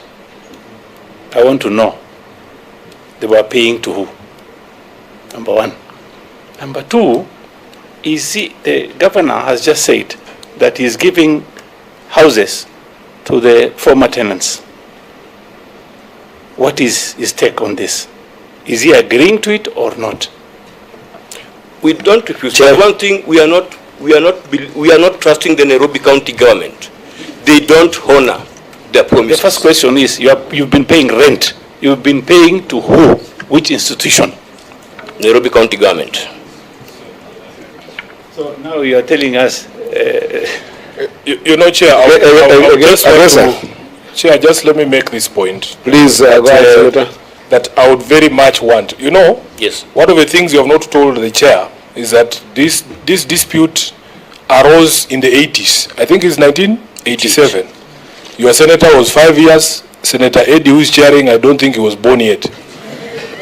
We want to resolve this question once and for all. Yes. Before I leave this Senate, yes, I want to be able to have resolved this. And I'm sure there is a commitment on the part of the county government also to make sure that there is finality. Yes. And because this is a house of records, the governor has said certain things, and I want him to say it himself regarding that question of ownership. But what I wanted to request, these are constitutional bodies that are mandated to settle these disputes. Yes. Disputes regarding land ownership, you have rightly identified to be the National Land Commission. Yes. I want to make a request, a very passionate request to you, that just the way you have been cooperating with this committee, whenever we call you, I don't hear you complaining about notice, about who has brought the letter. I send text messages to you directly, all of you here. Yes. Just appear and make your case, because Chair, sometimes I get so frustrated. And Chairman, I want you to address this because I've spoken to you directly. It doesn't matter what somebody calls a meeting. If you call Sifuna into a meeting and I know that I don't agree with certain positions, it doesn't matter what you call it. I will go there and say what I want to say.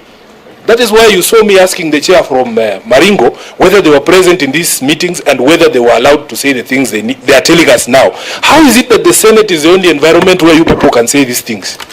Do you want us, the Senate, this Senate, do you want us to transform ourselves into the National Land Commission, into the courts, into the Nairobi County government, so that you can have honest conversations? Yes. Do you want this chair? Because when Senator Crystal was asking you, what do you want us to do so that we can resolve this crisis? Do you want this committee to be present physically in your meetings with the county government, or what is it that you want so that we can resolve this question? We'll appear before the National Lands Commission. Chair. Yes. I'm listening. Yes. There is no way. I want, there's something called reality check. Yes. Where you find yourself now. Yes. There is no way you avoid the Nairobi County government. Yes. It's not possible. Yes. And I empathize. I've been talking about this both at the level of government, national and county government, that constantly we see a loss of trust with the government in both sides. It's an unfortunate situation, where the population loses trust for whichever reason, and I don't want to get into the transactions that have been between you and the county government, whether it's right or wrong, but for whichever reason, we constantly have a population that is constantly losing trust with the county government and sometimes also with the national government. It's an unfortunate state of affairs because it is the Nairobi government that is transactioning, in this case, with the developers. Yes. And the reason why I ask you about session paper number 3 is because you are also agreeing that there was, whether it is substantively understood so, or whether it is a misguided understanding, there is an understanding that the payments that were happening in the tenancy agreements were towards the ownership of the land of some sort. Yes. The governor has equally been very clear, and if I quote you wrong, Governor, you can correct me in your responses, that once these developments are done, the residents will be given the houses for free. And he said that that free is not an issue of being free because you had been paying rent over time and you have been members of this estate for over time. Yes. So there is an understanding there that we're not appreciating. Yes. So what I want to request you, because I've read the letter that Senator Sifuna has referred to here, what I want to request you first of all is to make sure that you engage with the county government.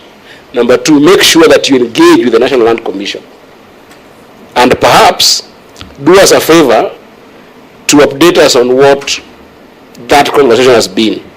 Because while the Senator of Nairobi says that we cannot transform ourselves into National Land Commission and the courts, we also, because we work for the people, you sent us into these houses. Senator Sifuna is your representative. He talks on behalf of you. He has got no interest on behalf of the government of Nairobi, unless he's talking about issues of RMLF and how we get money in the government of Nairobi. You represent them. We actually have the convening power to actually facilitate a conversation between you and National Land Commission if it's an adversarial one. But the first thing, you must show goodwill and go to those meetings. If it becomes difficult, I can assure you that this Senate is committed to get this issue done. We can be able to invite the National Land Commission, invite you, and invite the county government in a multi-stakeholder conversation. But first of all, we need, I don't know whether to say is to restore that trust, because we can't. But we need that engagement to continue. Yes, we will. So please listen to Senator Sifuna and engage with the National Land Commission, appear there, say what you need to say, be firm, update the Senate. Yes. Is that a good place to finish your presentation? I can go to the next. We agree. I agree with it. Thank you. In total. Can I go to Jericho Fafa? Yes. Yes. Thank you. Thank you. Thank you, Chair. Thank you, Chair. Again, my name is John Mgoda. I am the chairman of Ofafa Jericho Residents Association. Chair, there is a danger of a driver arriving at his destination without passengers. I say this, and I would like to avoid emotions. We have had an extremely difficult moment dealing with the county government. And as an alternative, that is why we find ourselves in this honorable Senate. Difficulties in the sense, I have had public participation meetings being referred to many times. I've been before this Senate. Chair, in Ofafa Jericho, we are still in ground zero. Ground zero for the reason that the meeting of 12 February 2021, which was held just before the Lumumba one, was at the height of COVID. It was held at the Jericho Hall at the height of COVID. But what was the essence of that meeting? First, to form associations that will act as a bridge between the people of Jericho and the county government. Thereafter, any other meeting that has been held was without the public. It was only the committee that meant the principal officers of the county government. And guess what? Anytime they came to those meetings, notices which I have here don't read like invitations for public meetings, public participation meetings. All they stated is, we are coming to update you on the progress. And hang on, when were we ever involved? These are the first days that from 2019 COVID time, 2021 we start meetings. You are telling us to form associations, meet your people for public participation, but they don't come in public participation. Somebody has been mentioned here from the county government, Mr. Kiboi, will stand with me as a witness against his own employer. They never used to come to us with seeking our views, even as their own public participation guidelines say. Just a moment, John. I don't mean to interfere with your thought process. I like the way you are presenting, but you've mentioned something here that also I think I guess I also mentioned. The meeting that was held in February 2021 that perhaps encouraged the residents to have associations, form these associations to engage with the county government, and of course it was facilitated by NMS. Is that true? Yes, Chair. The two of you, may you just help me understand, was the association formed particularly in anticipation of this renewal and regeneration project? Correct. And at that time, were you amenable to it? As in, did you accept the idea of that renewal and regeneration of the estates? No. You did not? No. Agesa? You did not accept it? Okay, so, sorry? You put yourself on record? We did not accept it because if you could check on their document and you check on the one which had for the 1959, there were similar documents. Okay. And one was never honored. Okay. So we never trusted them to honor this one. Okay, I just want to make that so that we can move together, because that question, I'm going to give you Wambua, but that question, I want to just be clear that the association are not being found for general engagement with the county, but specifically on this particular project.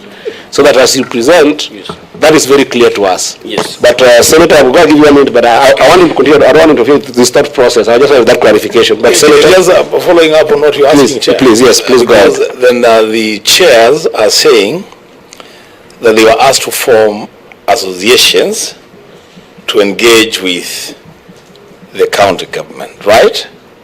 And you formed those associations. So what are you opposed to? Now, after forming those associations, we expected the only good thing they would have done, noble thing, is anytime they wanted to meet the residents, they would come through us, and that was the intention.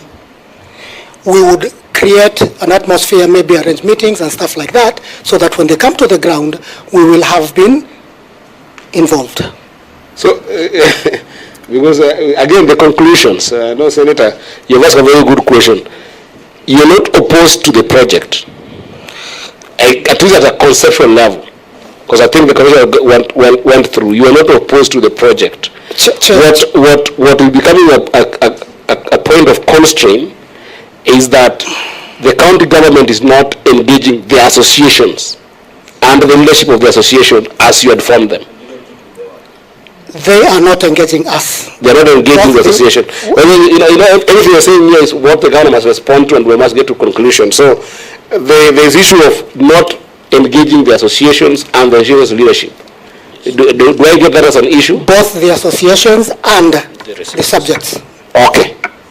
So Chair, just let him continue. So continue. Chair, Yes, continue. point of order. Chair. Yes, Senator Asige. Thank you, Chair. Is it in order, Chair, for us to continue without our member being able to go on record? Because she has walked in and she has tried to catch your eye, but Chair, you are not allowing your eye to be caught. No, my eye was caught by the residents. I apologize about that. I was so focused on this other side. So Tobiko, please put yourself on record. I'm sorry about that. Thank you, Chair, and thank you, Senator Asige. Chair, my name is Paris Tobiko, member of this committee. Senator. So I was so engaged on this side. I didn't notice you coming, but thank you so much for coming to the meeting. So please, John, continue. Well, I'll add you after the formation of those associations, which definitely were the vehicle to approach these discussions, what followed later was strictly a meeting with the association, or rather the committee members. So we met for about 3 times. But in these 3 meetings we met with the chief officers, in one major meeting, we agreed on certain things. If you allow me to mention, including the name of the officer, Madam Marion, who was there then, she said, after lengthy discussion, she is the one who coined the word renovation. So you people don't want the regeneration project. What you want is renovation. In that case then, I'll give you 10 days within which you should send in your views about renovation. And she agreed to the fact that there was no demolition that was going to happen, because that was what was going on. And by the way, the threatening language that was used to us, we begin in August to evict you people, August of 2021, when the project was still very young. So in those meetings, at one time, we agreed the minutes of 29th June 2021 should be synchronized harmonized with those of the county government so that we can agree to sign one set of minutes. We sent the minutes at first. They were never received. They said they don't have an office. We sent a set of minutes again to City Hall. And when we discovered that they are dodging us, what we did is we used the courier. We used Wells Fargo and we used the G4S to deliver those draft minutes. To date, and they are in some of the files that we have given the members of this committee, we gave members of the committee for their ease of reference. Those minutes have never been signed to date. Now, regarding Jericho in particular, the meeting that was held all over the 13 estates on 25th of May, we held that meeting. Only the county, the estate officer did a speech. We did not allow any of the members of the county government to speak. Why? Because they are going to treat this as a public participation meeting, and we have documented it even before it happened and even after it happened. And in that meeting, we told them, you always come to us to rubber stamp what you have already done in the background. Rubber stamping what? This book, Volume 1, Volume 2, Volume 3, is not our product. It is the product of the NMS, and the county government's logo is there. We did not produce this document, and therein lies a lot of information which they themselves have captured. Now, when they failed to sign these minutes, and when that meeting of public participation was called, and we drew their attention to this book, it did not augur well with the residents. And by the way, what happened, there was an altercation, and the officers went to seek refuge in the ward admin's office within Jericho Social Hall. I must mention here that by 12:30, that meeting was in disarray. But we reached out to our Honorable Senator Sifuna, and he stopped what he was doing. He came all the way up to Jericho Hall. And after that, when we explained our case, that is when he realized the grave concerns that we had and arranged for us to come to Senate. We could only seek refuge in the Senate. Why? Even now I've heard you say, Chair, that you will make arrangements for us to meet the governor. I have only met my governor since elections twice, today and last time. Chair, point of order. Point of order. Governor, you have your time. No, don't. That's why it's a point of order. Chair. You're not allowed to a point of order because you're not a member of this house. I'm a member. You are a member, but I will make sure.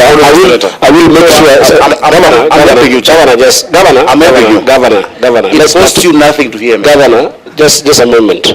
Let him just finish. Chair, once he finishes, I'm gonna make sure that I give you a right of response. Of course, I'm responding to everything that I said. But you don't know what I want to ask. No, the reason I'm saying this is because when he's presenting, I want him just to finish his presentation, then I come to you. I'm going to give you a chance to be able to ask. Can you just finish Representative John, because you've got only about 2 minutes to finish. I will allow him to speak. Allow him to speak. Please, Chair.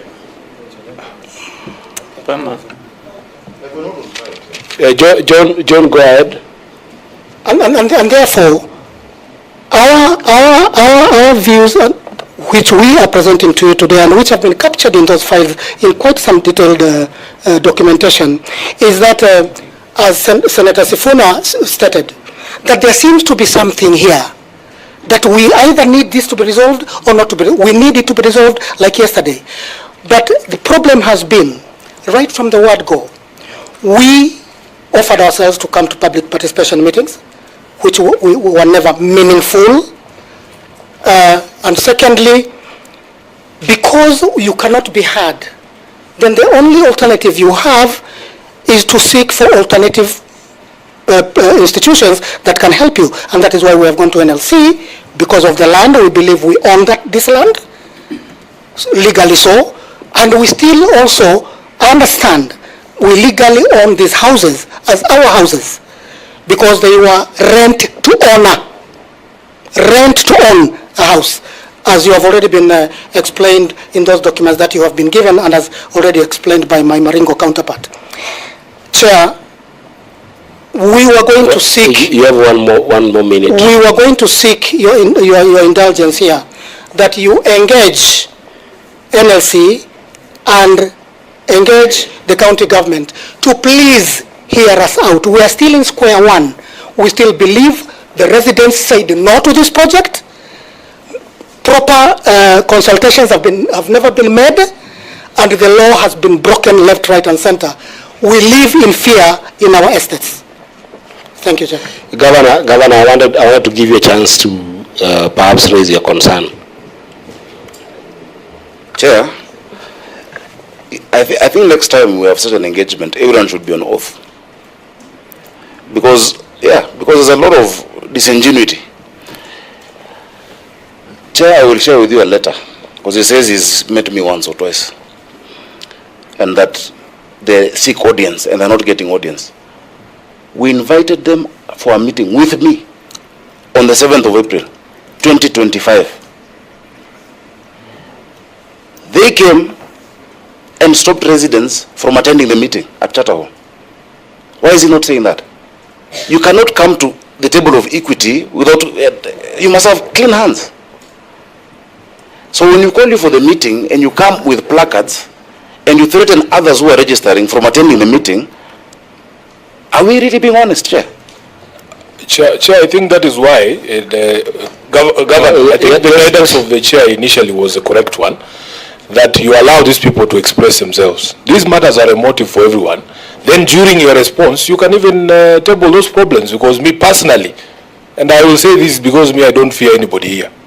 I have raised this concern and I've repeated it here, that our chairs appear to be afraid to go to certain meetings because they think, and Governor, you can understand, because one of the issues, Chair, is that... Your chairs means chairs of the association. Yes, these chairs. Yes, it's not the chairs of the committee. One of the reasons is that the minutes of those meetings, and this is a matter that I have brought to the attention of the Governor himself, I've written to you myself asking for minutes of his meetings. That is the fear of these county chairs, and it is our responsibility as a leadership to address those fears so that we can actually unlock this dispute. So, Chair, I think you have guided properly. Let the chairs finish. Let the chairs finish. I think we only have 2 more to go, and they have more to say. We have not even gotten to Woodley. Bado tujatoka Eastlands. Yeah. So I think we have got 2 more. Thank you, Joe's representation. And Governor, as I said, actually the way the meeting is going is actually the way it confirms on your own trial. It's not the other way around where one must rebut the other. But I think that just take note. I'm going to give you sufficient time to respond to some of the concerns that are raised. Let me go to Woodley. Let me go to Woodley, because I want to mix this. The gentleman, you're from Fafa, right? Yes. Yes. Fafa has just been deployed by the chair. Yeah, but I want to ask, before you go to Woodley, there's some information that you are lacking. Governor is lacking, Senator is lacking, but if it's known, then these discussions will be even more easier to solve. How many minutes do you need to tell me the information?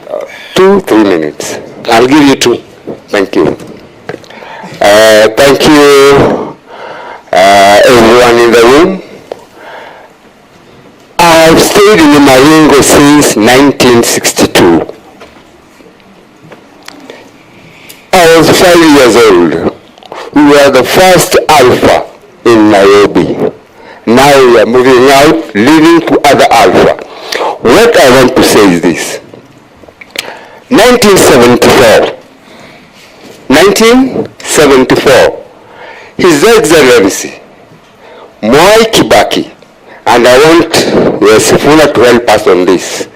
1974, Mwai Kibaki, His Excellency, our late, he went to Parliament, passed about owning these houses, and it went first reading, it went second reading, then there was going to be an election. So Kibaki left, went to Uganda, and those 2 readings are still in Parliament. Honorable Sifuna, can you go and look for these hazards?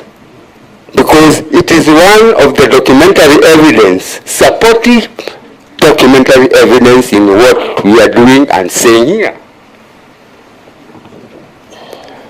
Secondly, yes. Secondly, about ownership. I don't know anywhere on this planet someone builds a house without a title, without showing documentary evidence of what you own, and the designs of those houses or whatever you want to build. So when government says they own the houses, maybe you like to see the designs that the county government had and the titles to show that they own the land. But they want to own the land in their minds and not following the constitution or any law they have passed. So, Honorable Sifuna, can you go, please? I've tried to get those documents, 1974, the hazard that they passed that we should own the houses. It remained only one reading to own. I will answer Sifuna there very fast, and thank you for the contribution. I didn't even know that his former, His Excellency, the former president, was involved. Yes. But 1974. Yes. Remind me of your name again. Honorable Mwai Gakuya. Yes. Mwai. I wanted to just share with you that in Parliament, when a member wants to pass law and they have brought that proposal in the House and it has gone through first and second reading, and one, it can collapse in those engagements. It can be passed or not passed by members. It was passed, but just let me guide you. Yes. But most importantly, if it wasn't made law, and in that session then it didn't go through, it lapses in that session. So it's very unfortunate. I wish that actually the late president followed this through and made it law. But because it wasn't made law, it would be difficult for Senator Sifuna to go and dig it because he died with that session. Okay, can you advise me? Chair, just switch off your mic, Mwai. Yes, sir. I want to commit to you. It is very easy to get parliamentary records. The Hansard is there, but what the chair is struggling to tell you is that a law only passes after that third stage. But as to the debate, the record is there. We can always get it for you.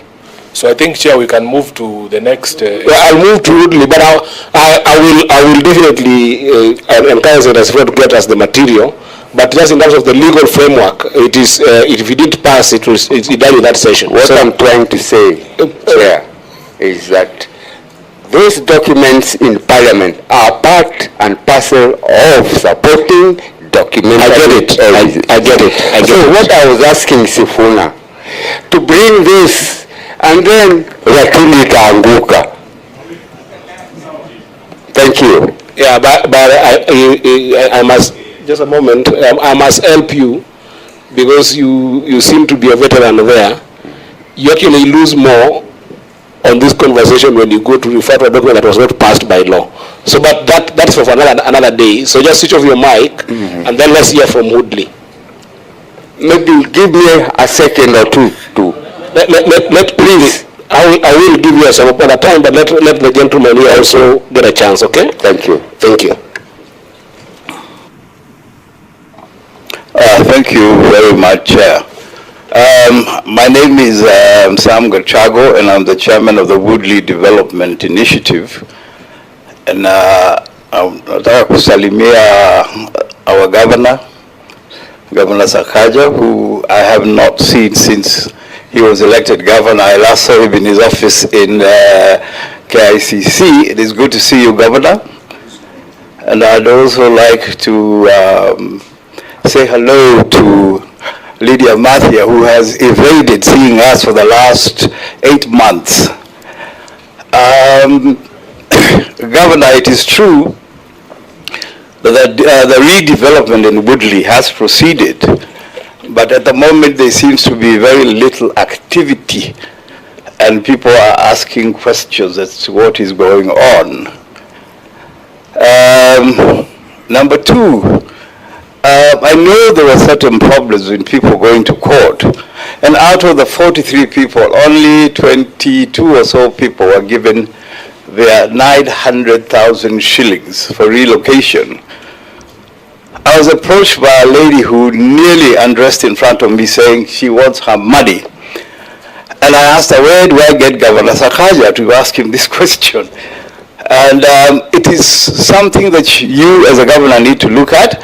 You need to make a decision as to whether you're going to give the other 22 people who have not received their relocation allowance money, because there are some very elderly ladies who are crying foul because they need to receive this money. Yes, it's true, we did support this redevelopment, and we have been supporting the redevelopment process since 2014. And the fact of the matter is, there would be no Woodley estate. Woodley estate had disappeared and was going to disappear. But for the gallant fight that was put up by the residents, we managed to save the estate for the county government. At that time it was the Nairobi City Council, at great expense and sacrifice. When you come to talking about, I think is it lot 2, 3, 4, and 5, I think one of the basic things that you should do is inform the community in Woodley what is actually going on, because right now they are wondering, are we going to be taken by surprise? It was not surprise, but it is very, it is a sad thing to see people being removed at night, and that is one thing, Governor Sakaja, we don't want to see in the future. We want a structured way of dealing with this, just like how we would like to see a structured way of dealing with public participation.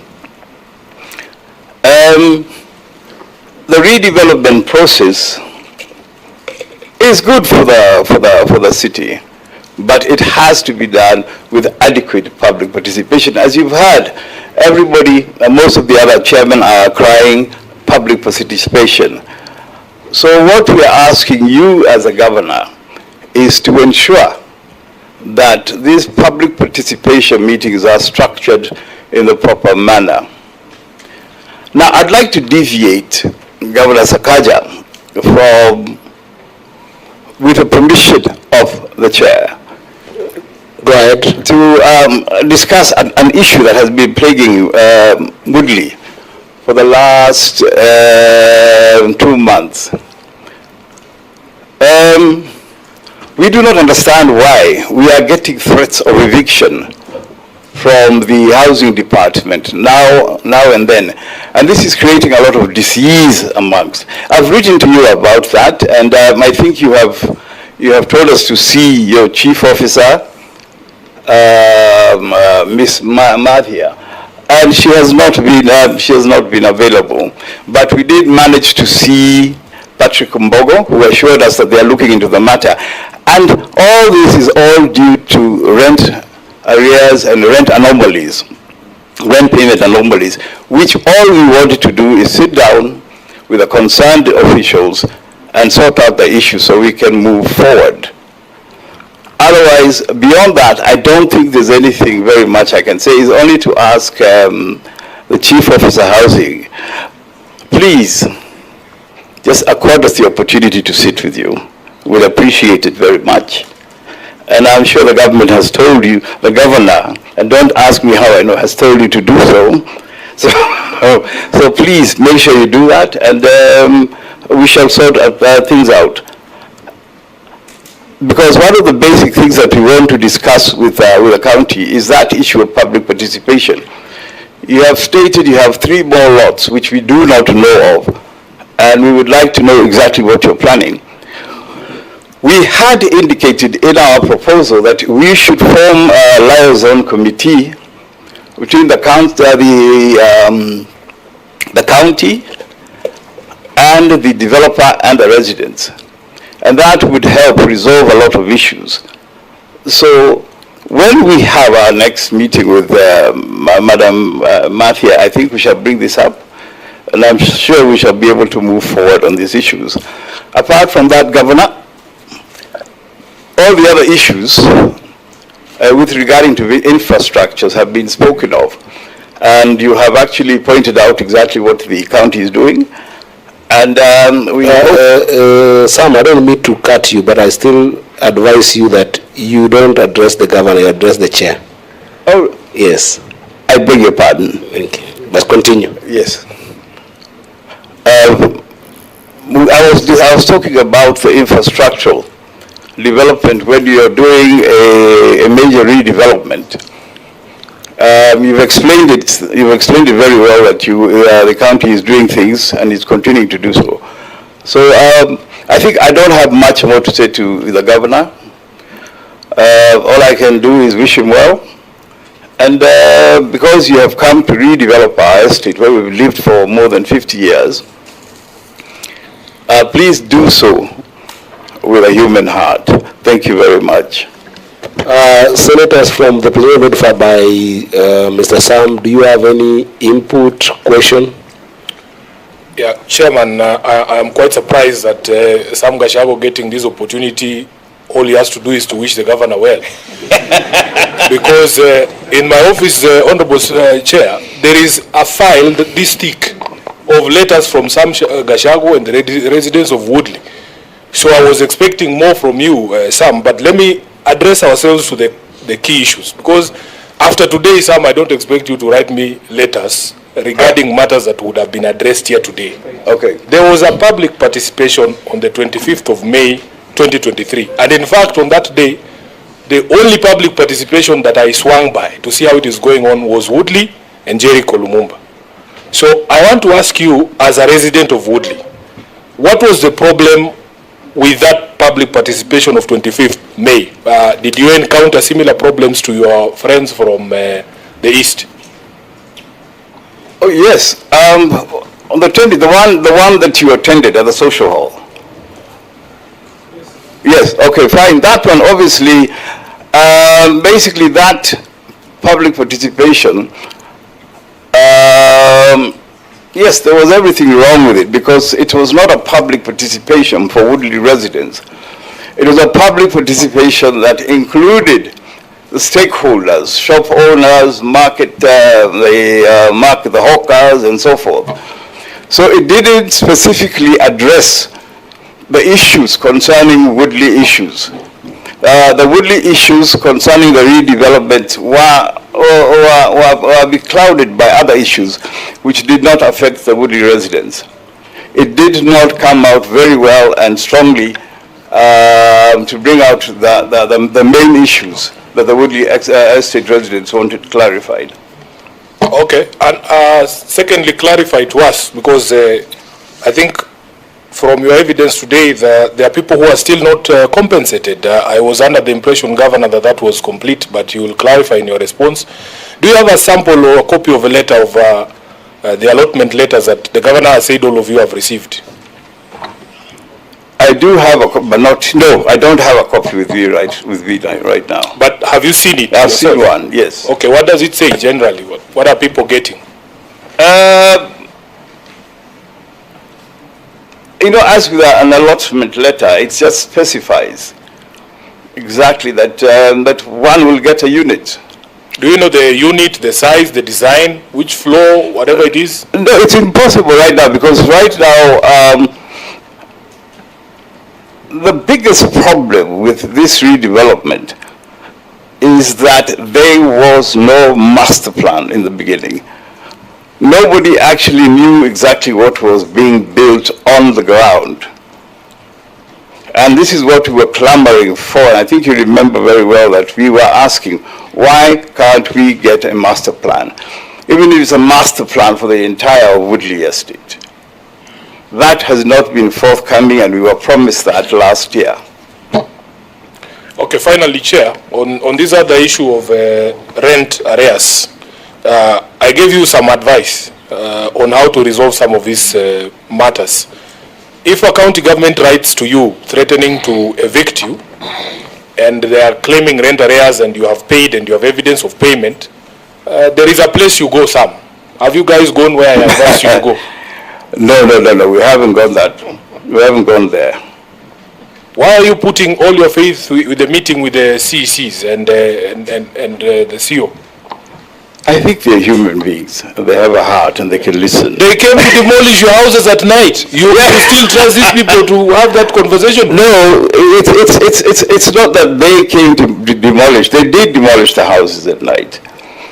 And to a certain extent, they had legal recourse to do that, because as you heard what the governor is saying is that those are their houses. And the court did say, yes, these are your houses. You can do what you want with them. You understand? Those houses don't belong to us. But you see, what you do is you appeal to the goodness in people instead of appealing to the badness. So I'm appealing to the governor to look at this. You're hoping that you will appeal to governors and in particular Lydia's goodness. Not really. No, they are the people who are in charge. Lydia is in charge of housing. This is the governor of Nairobi, right? So we are appealing to them. That's what we can only do. Now, according to what Senator Sifuna told us to do, that is Plan B. If they turn out to be people who cannot be trusted, then we shall move in that direction. So your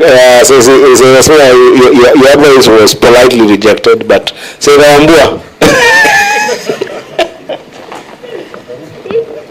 Chair, from the account of the representative from Woodley, I think then we would be okay in this committee to conclude. From your account, as young people are saying these days, it is boiling well in Woodley, boiling nicely in Woodley. Because the only issue that you have raised is that you want this chief officer to accord you a meeting. And if that's accorded, Woodley, you are okay. I didn't say that. I just said that we have received threats of mass evictions coming directly from her office. And I would have thought it would have been a good idea to sit down and talk to her and ask her exactly what is going on. That is my take on the issue. Okay, lastly, Chair. Now, in Woodley, okay, not everything is hanky-dory.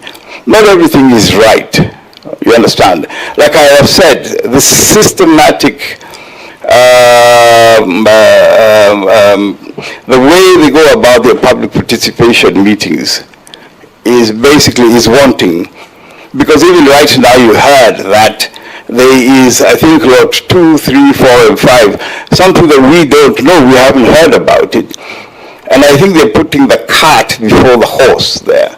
Because they should first come and discuss issues like those with the residents so that they know exactly what they're going to put in their EOI and their RFEs and so forth. Chair, I will still insist that we have to make conclusions on certain issues. So in Woodley, not many issues, but there's the issue of compensation there. Some people are not being given their money. Let's deal facts, not theory. Have you, through the chair, Sam, have you seen the allotment letter, or have you received one? No, I haven't received one because it was being given to only 42 residents who live in an area called Woodley Green. Who don't even know which house they are going to get, right? They don't know. Okay, lastly. Because 50% of them haven't received the allotment letter. Lastly, Chair, lastly, there is a place there that him and Senator Sifuna seem to know about that a lot of us don't know. Sifuna is referring them to some place. He's saying, he wants to appeal to the humanity of the people at the county government. But I get a feeling, Chair, that place could perhaps be the same place that the other residents in the other estates have a hesitation of going for whatever reason. That place only is like a can you just help us know the place so that Rambo doesn't struggle? Yeah, just to be forthright, as a lawyer, I told them that some of these disputes, for instance, the way we've guided our brothers from Lumumba and the other places, a dispute to do with ownership of land, based correctly in the National Land Commission and even the Lands Court, Environment and Lands Court. So that advice I have given in good faith, both to Woodley and to the other residents, to be able to sort out those matters. If a county government or even your landlord threatens you with eviction and you know you have paid rent and you have the evidence, you go to court, you'll get an order stopping it. That is the only place. I wish I had the powers you people believe I have. I wish I was as powerful as you think I am, that I can grab the governor's collar and make him stop threatening you at night. And there is nothing wrong with going to court, because that is where the truth emerges. You state your case, and the county government states their case, and then a resolution is found. So please don't bombard the office of the Senator of Nairobi with matters that are not properly. They will be properly handled in another forum. And don't be shy. If there is an issue of cost, you know me. I am more than generous. I can be able to help you to seek that justice that you want in the courts. Chair, I just think there are clarification from him about maybe the generosity should be just to pay the rent. Ask him about the arrears, including his own. No, I think as an example, Chair, if somebody has not paid rent of 10,000 for 10 years, I'm not saying him, but he knows what I'm talking about. For many other people, not you personally. You're living in someone in Kibera is paying 1,000 or 2,000 every, and when they don't pay, their door is removed, their roof is removed. You're living in a proper house. You're talking about services that you want to receive, but someone has not paid rent for 10 years. Is it fair, Chair? That's why I keep saying, when you come to equity, come with clean hands. The services you're saying you need, you want water, you want your place cleaned, you want garbage collected, yet there are arrears of millions per house. What do we do? And maybe you can also advise us, when people get notices for rent over time and don't pay, do we sing for them? Do we do a poem? What do you do? The law is clear on such things. We're not talking about wrong entries of rent, where people know themselves. When you accumulate a rent of 1.4 million and it's 10,000 per month, how many years are those? And it's not one person, not two people. So I'd love to hear specific cases, but the ones I know, and Sam knows the ones I know, and I will not mention names. It's just people who refuse to pay rent, Chair. Yet they deserve services. Chair, Hello, wait a minute, just switch off your mic, Sam. I'm going to get back to you. Chair, thank you. As I was waiting with bated breath for the governor to give all of his submission at one go, but since he has submitted something now, can he share the things that he's saying that he knows and Sam knows, but as senators we don't know? So I don't know if it's in order for us to continue while we're in the dark on this side. If he has specific cases of the 1.2 million areas or 2 million or 500,000, he should also prepare when he is responding to give all that and table it to this committee, rather than us talking in hypotheticals. I mean, like, I think what Senator Sakaja said is very important, because we're not hanging out. No, what happened later at the time, Sam? This Senate is not hanging out. This Senate is having a properly constituted meeting where, as we started this way, I told you, we want to make closures on some things. And you see, after everybody representing an estate has talked or presented an issue, you still have tried to concretize what is it that you want, even where you cannot be able to clearly state that. So, Governor, I don't want you and Sam to have some issues that you're setting aside that are very substantive that we don't know about. So please... of course, there are many issues between a tenant and a landlord. Yeah, but the ones that have been raised here, because what I'm getting from some, because I wanted to go to closures, what I'm getting from you, number one, unlike Lumumba, Ofafa, and the first person was Maringo, what I'm getting is that Woodley does not have a problem with the project, first of all. Well, that's what I'm getting, and I might be getting it wrongly. It does not have a substantive project with the concession of the project. Number two, Woodley has gone to the extent of accepting the fact that this project will continue, right? But the eviction are not being done properly.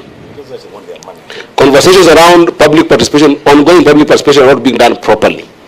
But even the most sensitive one that I've gotten is that there is in Woodley a process has begun on allocation compensation. I got that.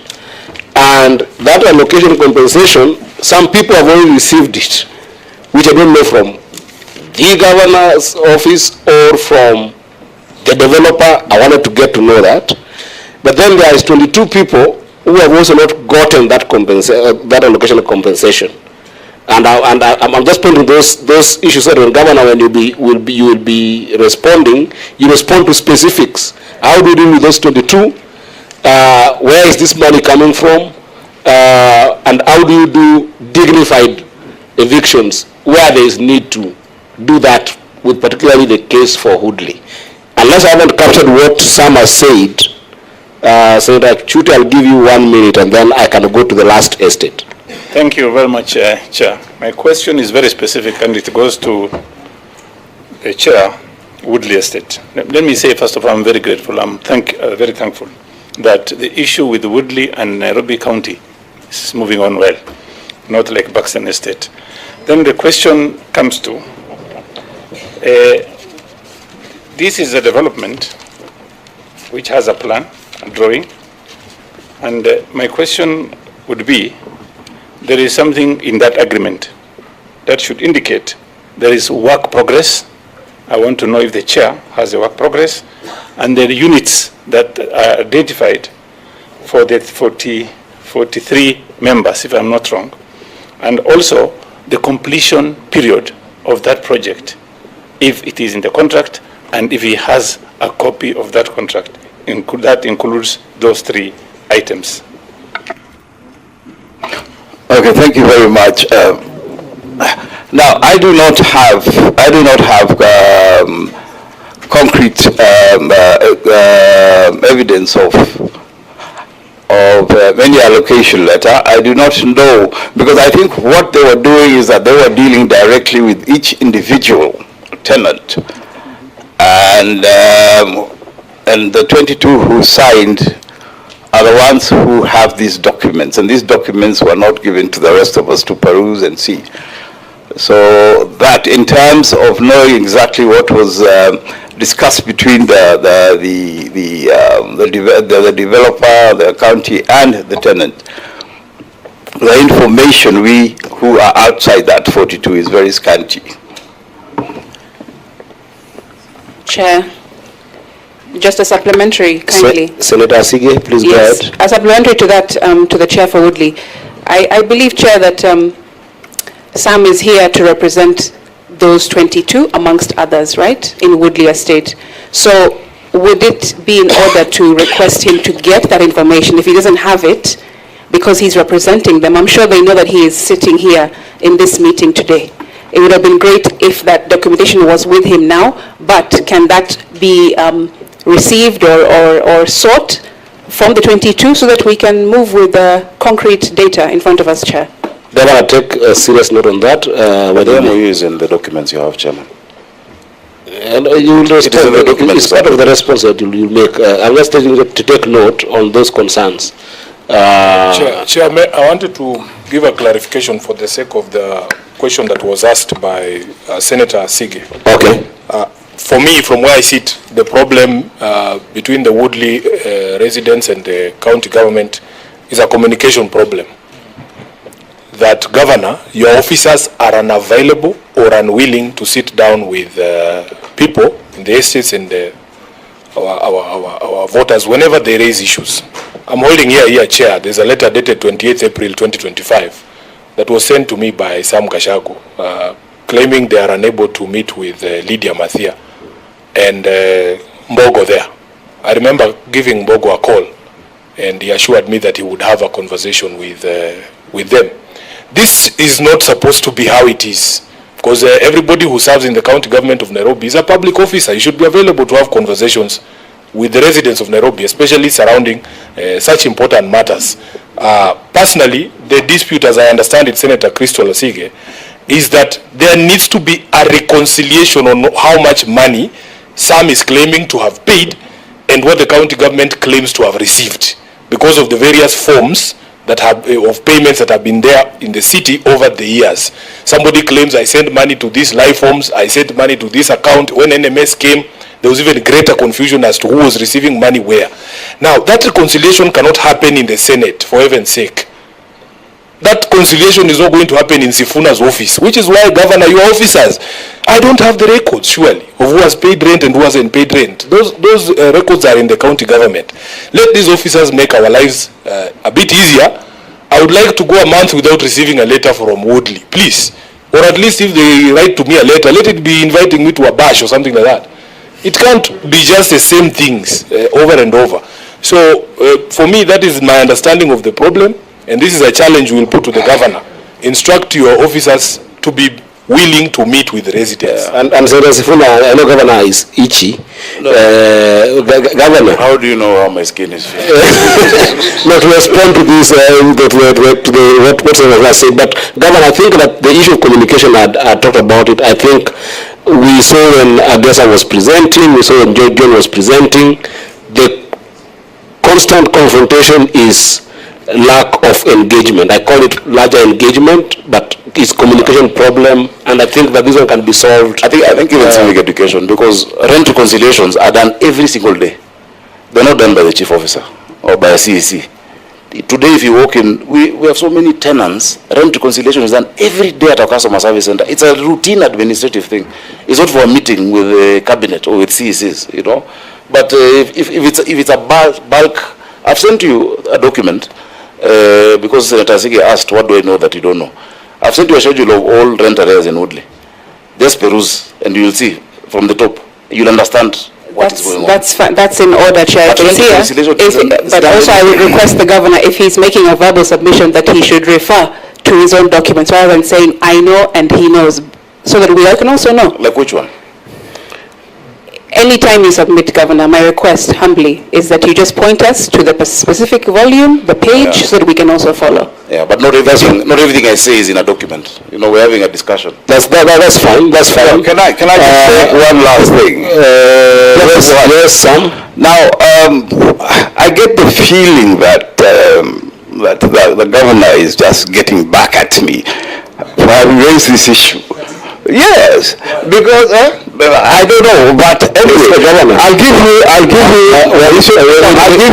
Samuel, yes.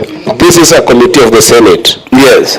When someone is talking, give them a listening. I will give you time to respond, because you have got that right. Please don't exchange. So please go ahead, and I also told you, Sam, you're talking through the chair. Okay, don't address the governor. Okay, but go ahead, I'm listening. Chair, a case in point, and this is where I brought this up, is that I thought I'd have the list, the governors here, but it's turned out anyway. Some time ago in the 1992, our whole estate was sold. It was sold to non-tenants. And from 1992, we took up the fight to protect our estate. And the government did not come to our aid. The city council did not come to our aid. It culminated in 2019 with a ruling by Justice of Congo declaring any titles given in respect to Woodley Estate as being null and void. You understand? Now, what has happened is there were about 20 odd people who claimed they had bought the houses. So between that time, they were not paying rent because they said they had titles. These are the people who is claiming have arrears of not even 1 million. They have 4 million shillings in arrears. And now to come out and tell that person, pay that 4 million now or else I kick you out, you know, I think it's just not right. You understand? So there is a group of people, I think there are about 15 people, who accumulated because they thought they had bought the houses, they thought they owned the houses. And they even took the county to court on several occasions. But they lost out. Now these people have come to us as the leaders of the community to ask if that is why we are seeking some dialogue with the county. Can we sit down and do a structured, you know, a repayment method so that we could pay? Because where is somebody today going to get 4 million shillings from? And he has been a tenant for the past 40, 50 years. You understand? That is why I'm telling you I was appealing to the governor and his people to sit down so that we can come up. I don't think anybody has refused to pay rent. Maybe there may be economic hardship or financial hardships which are creating this kind of situation. The next thing is that there were issues that we had in the 1990s, whereby we were asked by the court to deposit money in court, right? Like I personally had deposited 700,000 shillings in court, you know, and that money is never reflected in my invoices that the county sends me. I would like that. I'd like that reconciliation done so I know how much I need to pay. Number two, Governor Sonko in 2018 gave the residents of Nairobi what you call a rent waiver. And this rent waiver was gazetted. After its gazettement, the county then took it up and even wrote a letter saying that we will be paying rents from 2019, 1st of May. You understand? Now, when we approach the county... Point of order, Chair. Yeah. Yes, Senator... Chair, I think what the Chair is saying, I totally agree with him. But what we need to do is he can talk to the county and reconcile those issues, because we cannot do anything now for him here. I think that's the best thing to do. Again, the issue... Sorry? Yeah, yes. Say it. No, I actually think there's an emerging complexity here that is very important, and I think Senator Sifuna spoke to it slightly, but Senator Sige also brought it out very strongly. Because as I said, I'm taking you back with a blue heart of closure on some issues. It is emerging that this issue of reconciliation is a very serious one. Chair, you can direct both parties to sit. Just a moment. You know, as a Senate, these conversations were also part of it because you're already here. And there are documentation that will come from this Senate.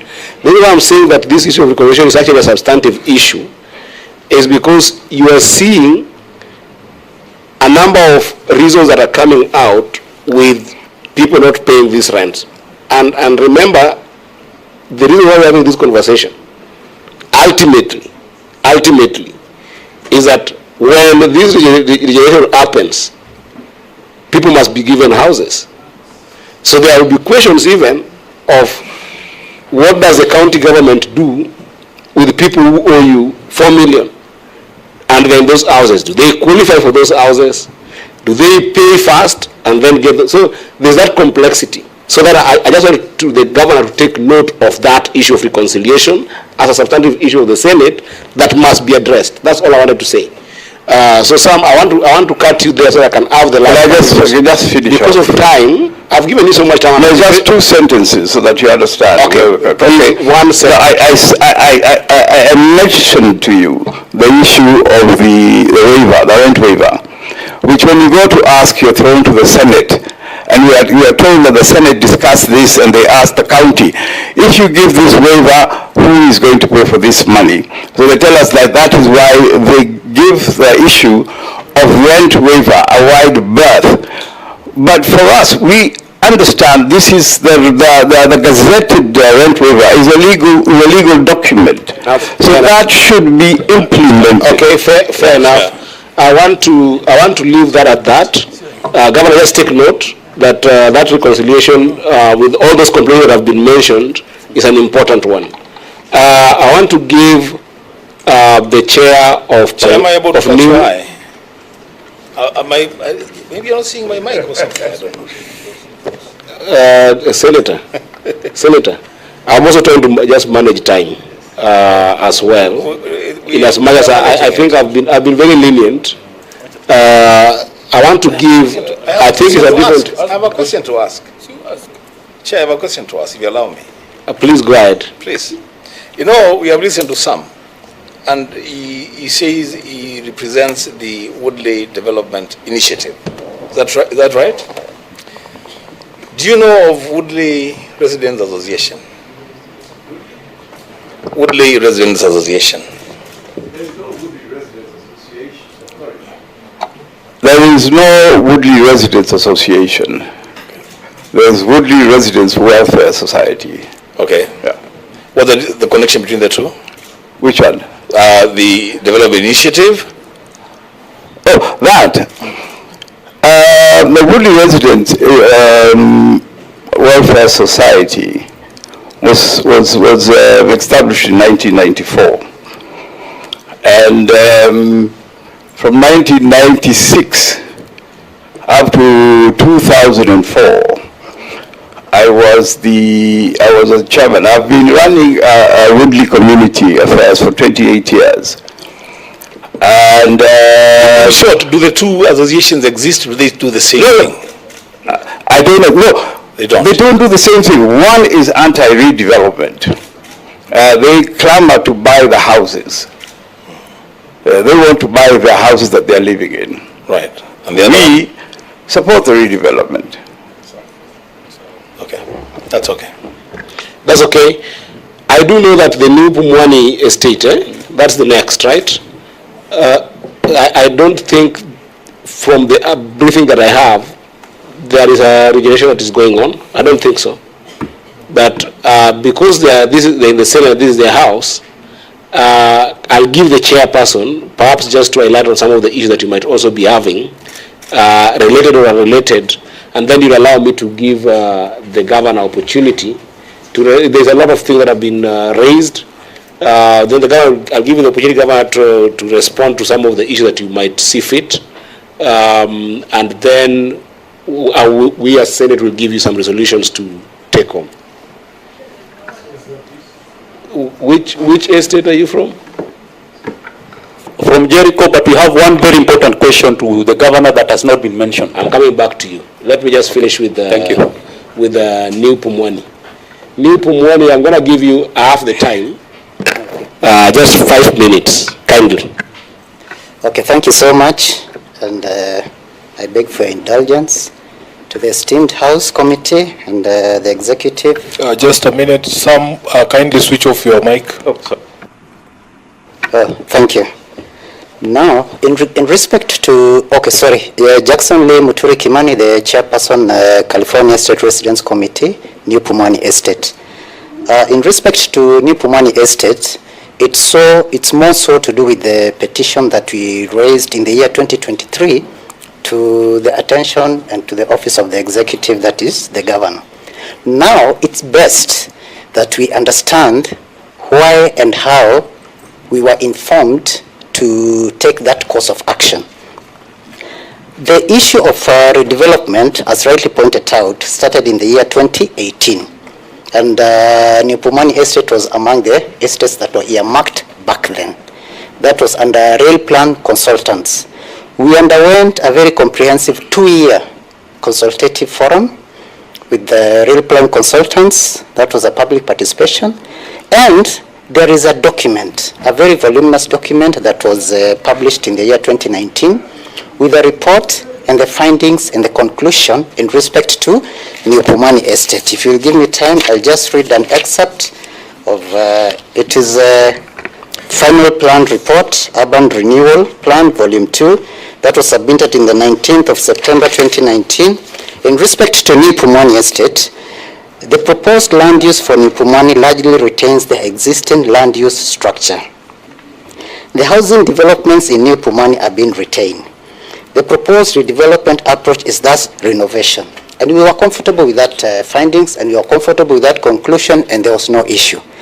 But we were taken aback when in the year 2021, we just came across an advert published by the then Nairobi Metropolitan Services indicating that California is part of the urban regeneration program, and we are scheduled to have a public participation meeting on the 17th of February 2021, Pumwani Social Hall.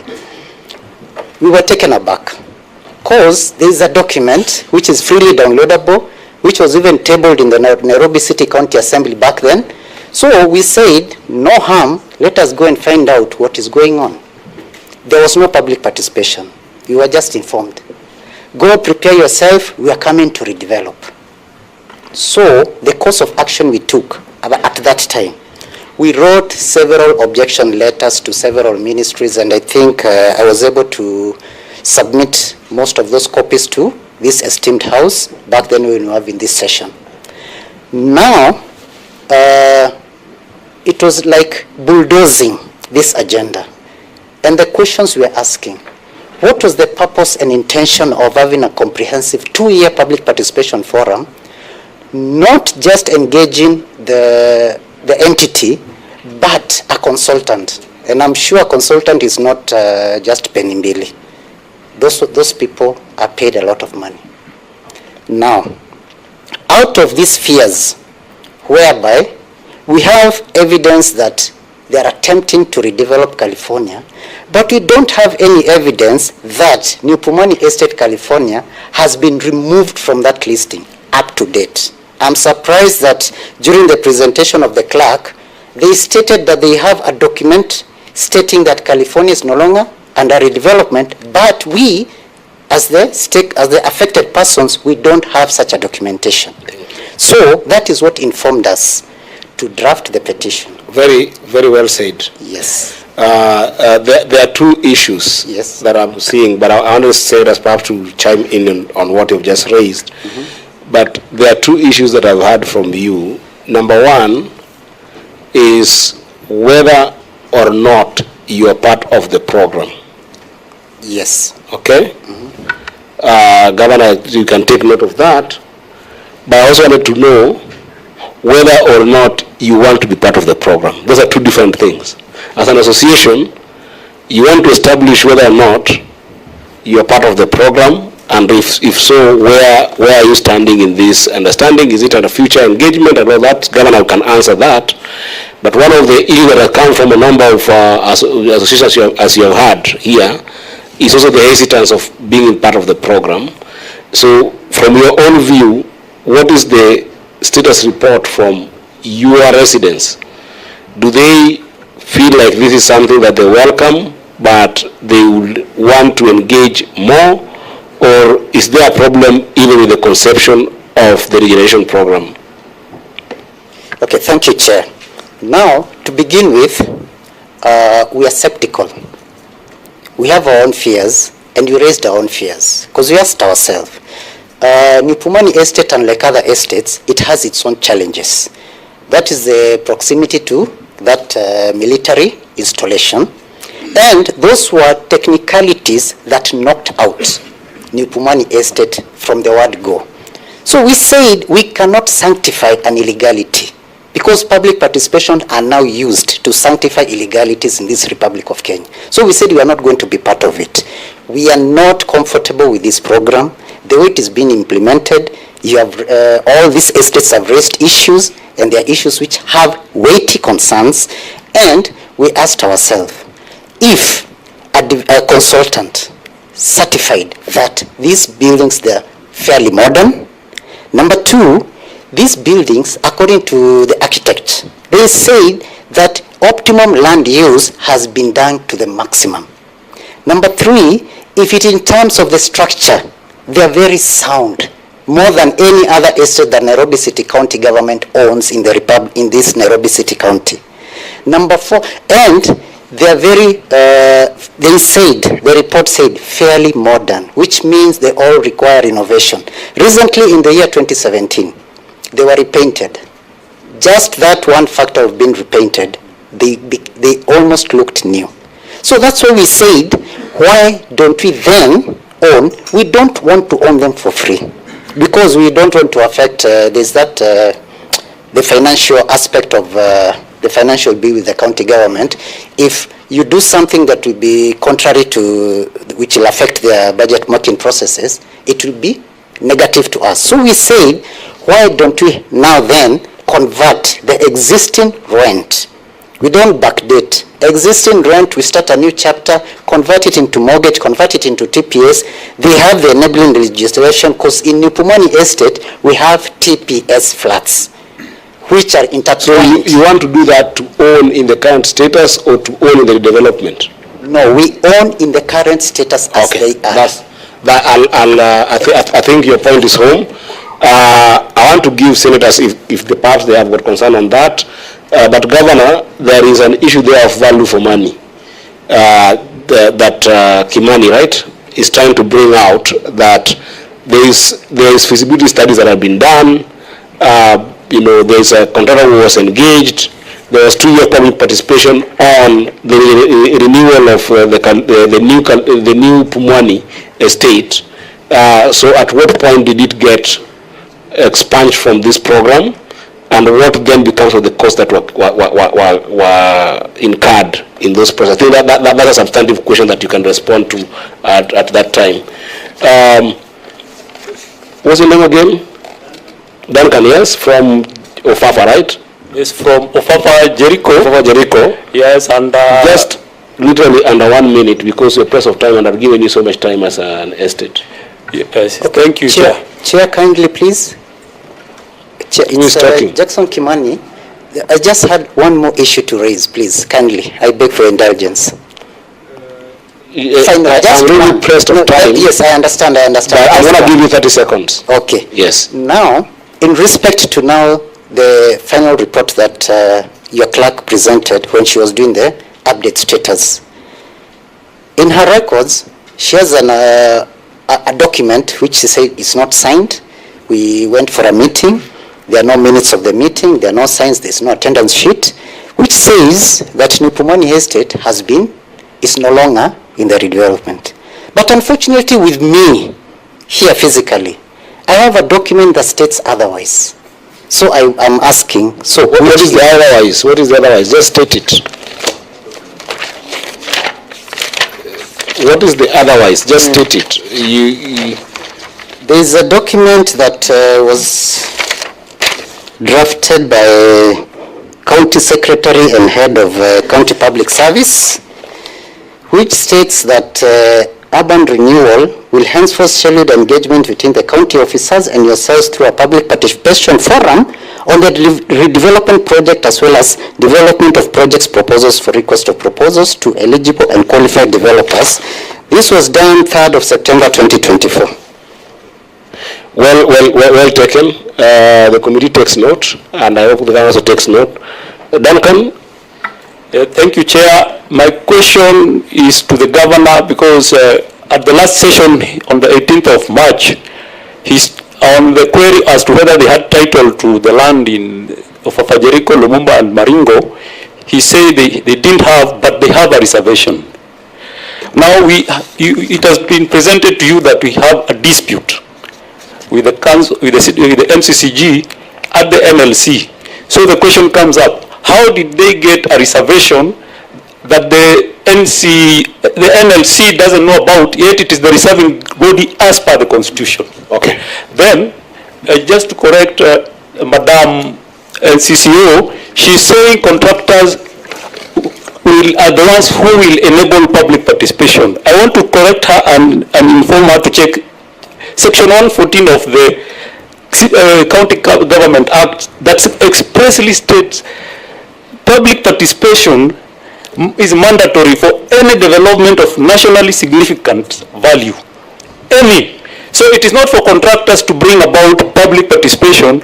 It is for them who have the project in hand as the county government to bring the public participation to the people. Very well. And just one more. I give you 1 minute, remember, because you know that all the issues that you're raising had actually been raised.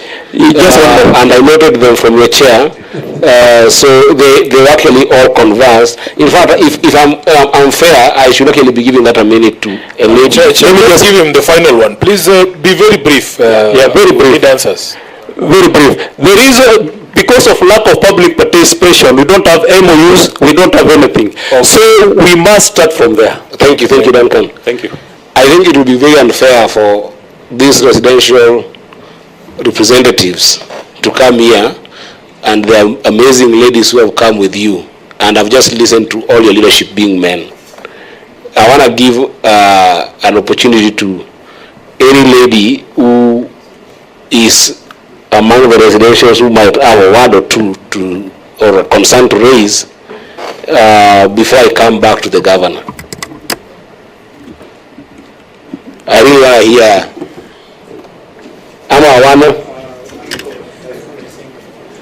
Yes, I really want the at least one voice to be represented. But at least I gave the opportunity. Chair. Oh, just a moment. Who is that saying, Chair? Please, go ahead. Okay, the last time we had a meeting with the county, with the... You say your name and where? Sorry, my name is Kezia Kihara. I'm treasurer at the Maringo Tenants Association.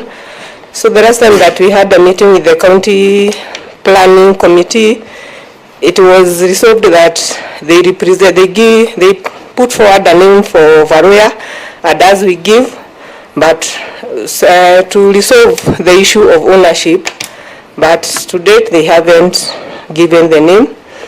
Also, Chair, we would like the county or the governor to tell us or to put it clear.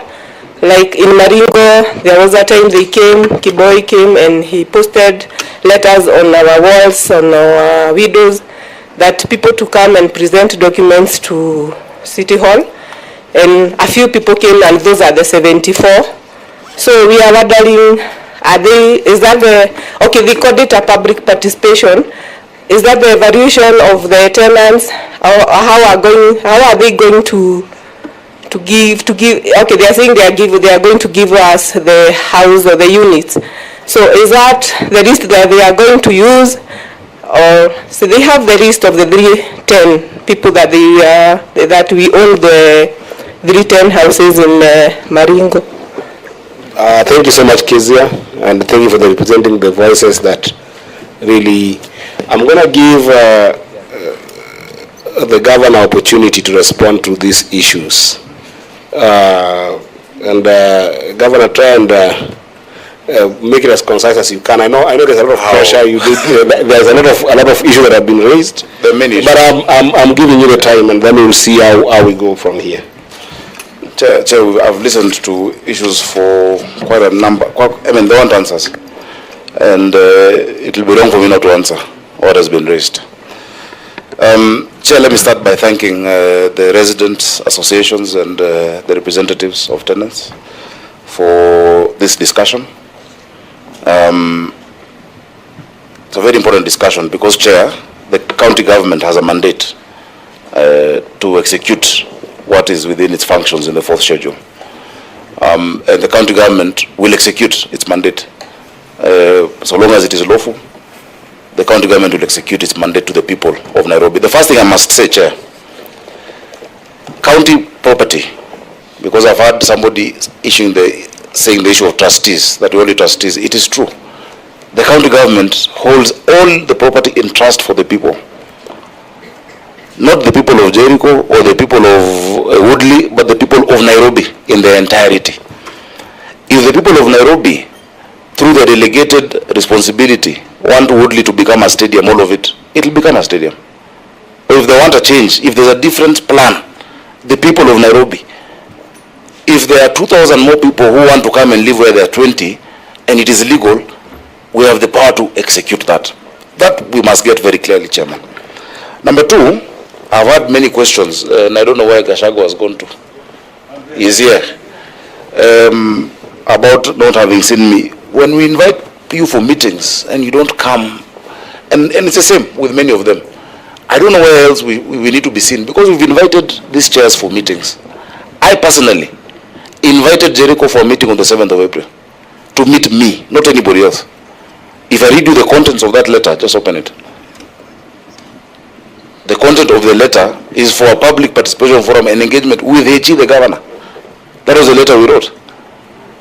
But Chair, we have a problem where the leadership of these associations do not want us to associate with the people directly. And you need to know that you can associate with the people directly and also through you. There are tenants. A landlord can engage with the tenant at any time. Chair, that meeting was turned into chaos. The people in this room who came to stop it, there were placards, they brought goons. We just kept quiet. We have sent another letter because, Chair, what they're going to do is to prevent their residents from actually getting what the government is offering. What we're doing is an offer. You know, we're offering that this is what we're going to redevelop this place. You should, partner with us, take this amount of money, go, and then once you're out, when you come back, you'll receive your property. It is not mandatory for us to do that, Chair. It is not at all. If you look at the national projects, people are being given a small amount and with no guarantee at all. You're being given a guarantee and a title and a house, Chair. So I think that magnanimity, or maybe that's the wrong word, but the goodwill being extended by the county government must be responded to, Chair. Chair, the letter was dated 3rd April. As you might, to Jericho Estate tenants, each tenant got this letter. As you may be aware, the county intends to redevelop most of the old estates, etc. The governor recognizes your very important role in this process as key stakeholders and invites all tenants of Jericho Estate for public engagement for a Monday, 7th April, Charter Hall. That's an invite. How else, when they keep saying no public participation, how else do you want public participation? When you're invited by the governor himself and you don't attend. Yeah? When Agashago invited Woodley residents, you didn't come. Yourself. I don't know how else. Sorry, let me not do that. Please, I had cautioned that we don't exchange, and the governor, you know the rules of the house. So, Chair, there are many instances where we've invited the chairs for engagement, but you've heard very well what one of the chairs has said, that when these committees were formed, the county or NMS then was supposed to engage only through that committee. Chair, that is completely wrong.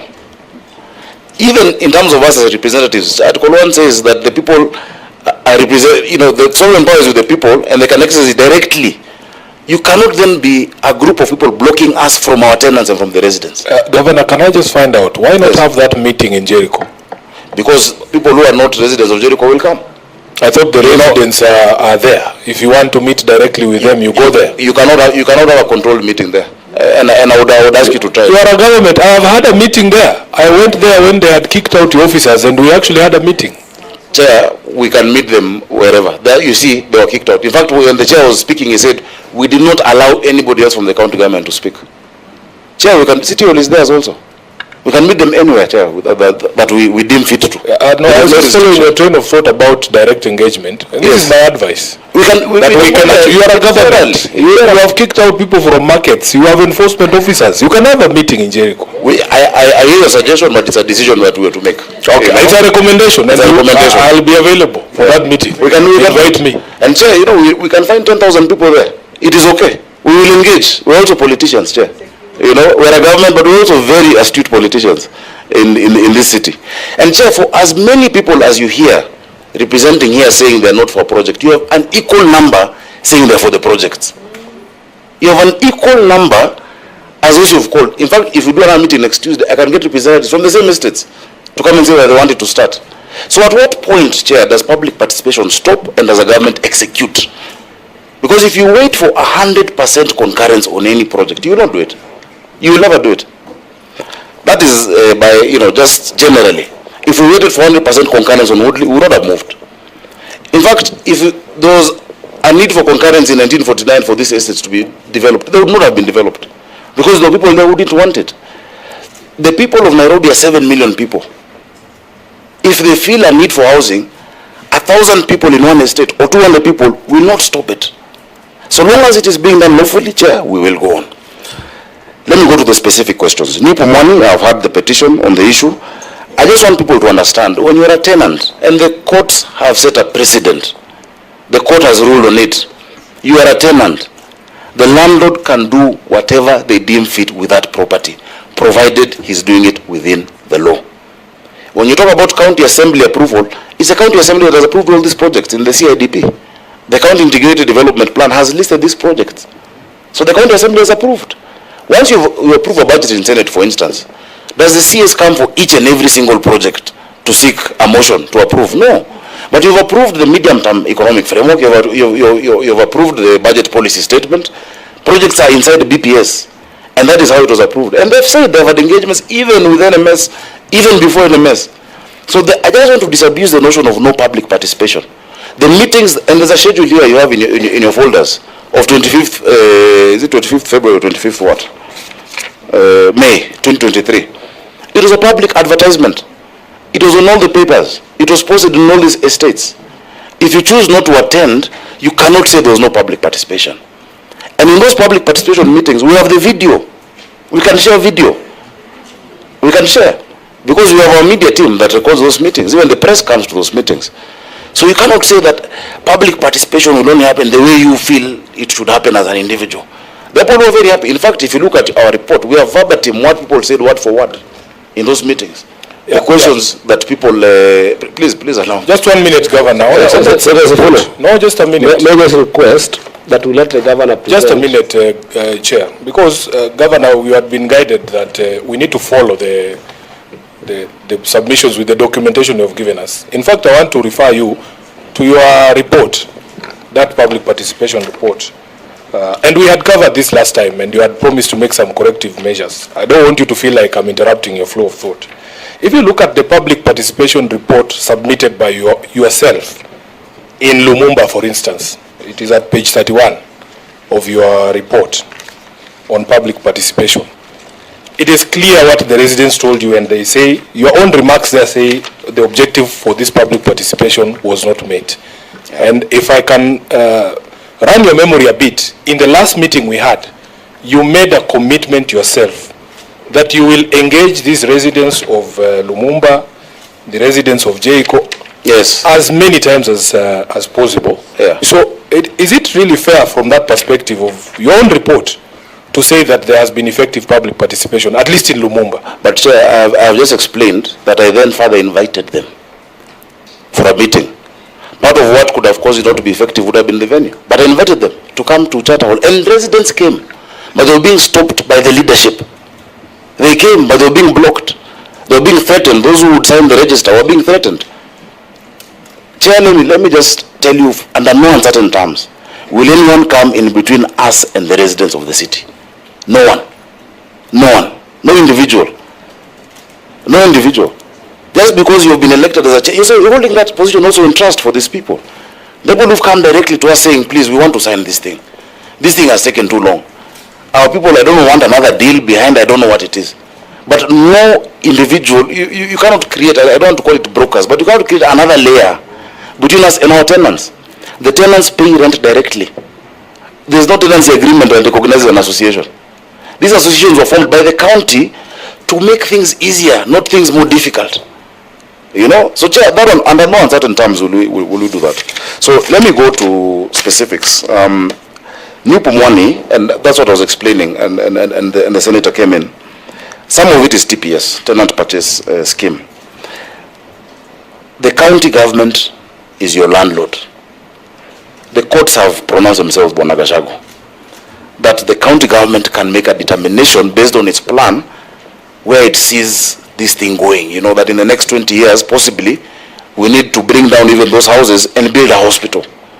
If that is a decision we make through our cabinet, through our whatever processes in the county government, it will be made. People should not be entitled to these houses. Even if I was living in that, if I'm living in a house today that is not mine, it has a landlord, I will listen to what he's saying, so long as I have my rights under the tenancy agreement, whether it is months in lieu of notice, whether it is, now at least since it's public, there's public participation, but I don't think my landlord will give me public participation or any issue. But let us understand that. I know people are emotive about these houses. You have stayed there for long. Your relatives have been there for long, but please understand what the courts, what the law is. There is no obligation by the county or by the law. There is no obligation for you to remain staying there or for those houses to remain as they are. They cannot. And it will be a squandered opportunity for us where we're seeing a place where we can increase housing, we can redevelop the place, not to do it. So Chair, that is our position as a county government. That has been the position during NMS. That has been the position even before when urban renewal was started by the city council, the first county government of Governor Kidero, the second county government of Governor Sonko, where the first was now to implement, in addition to the two estates that already started, Jivanji and Park, and we will do it, Chair. Number two, I like the question that Senator Wambua, was it Chute, asked about the associations. Some estates have many formations. There's Woodley residents, there's Woodley welfare. Bwana Kashago has been there for a long time. You know, he's 28 years is not a short time, and he has a lot of this history. But always know that for as many as centers you'll get dissenters. If as leaders or those of us in executive position would wait for 100% concurrence to execute anything, we would never move, Chair. We would never.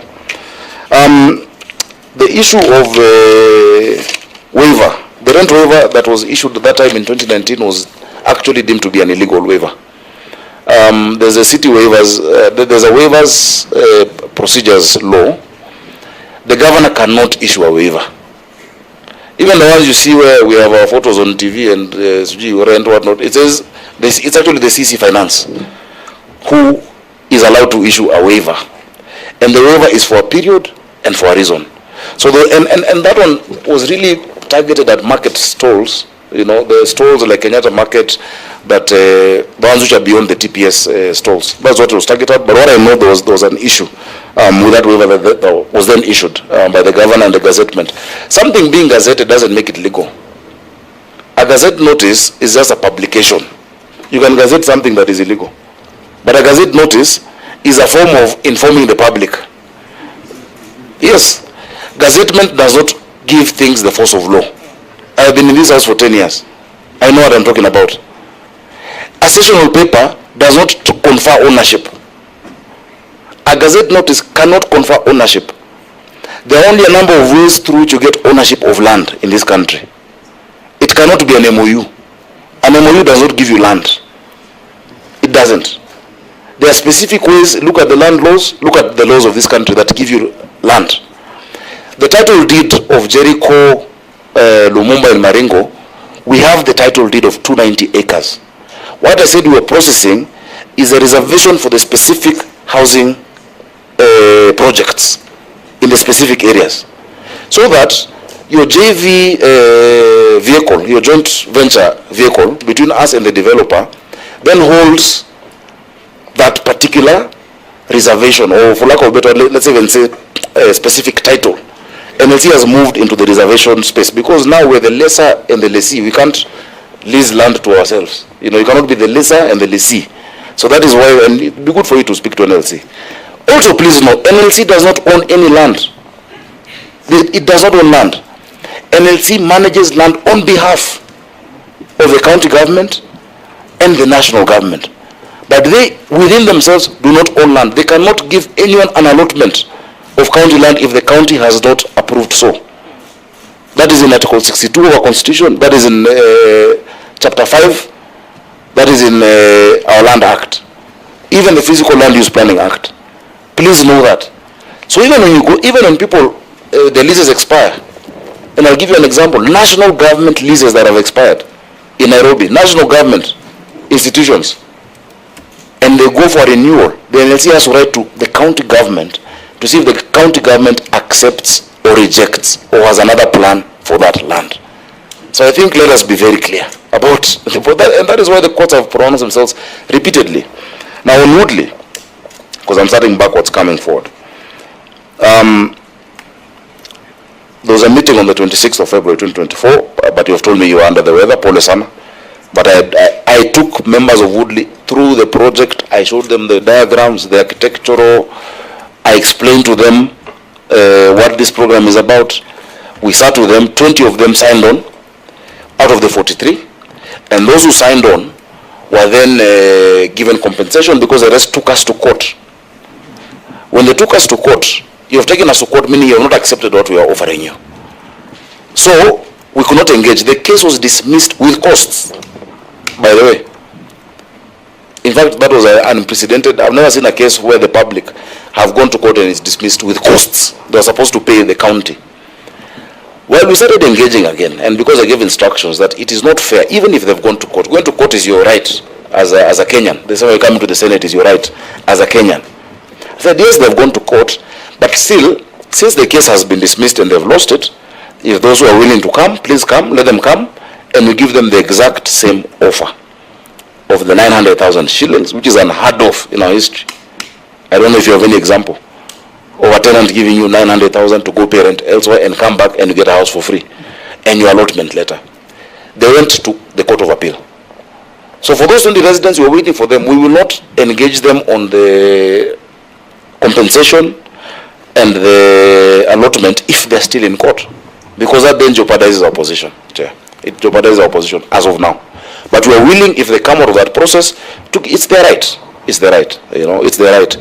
On lot 2 and lot 3, I think. Is that the 22 that were mentioned? The ones who didn't, yeah, the 22 the 22 that I mentioned. That I mentioned. Okay. If any of them wishes to get out of it individually, they'll come and we'll process their payment and we'll give them the allotment letter. The chief officer has given me an example of the allotment letter. I hope you can give the clerk so that it can be distributed. The second thing about Woodley, the issue of rents. I don't think we should belabor this. Rent reconciliation, Chair, is a daily process. I would invite you to just come one day visit City Hall Annex, our customer service center.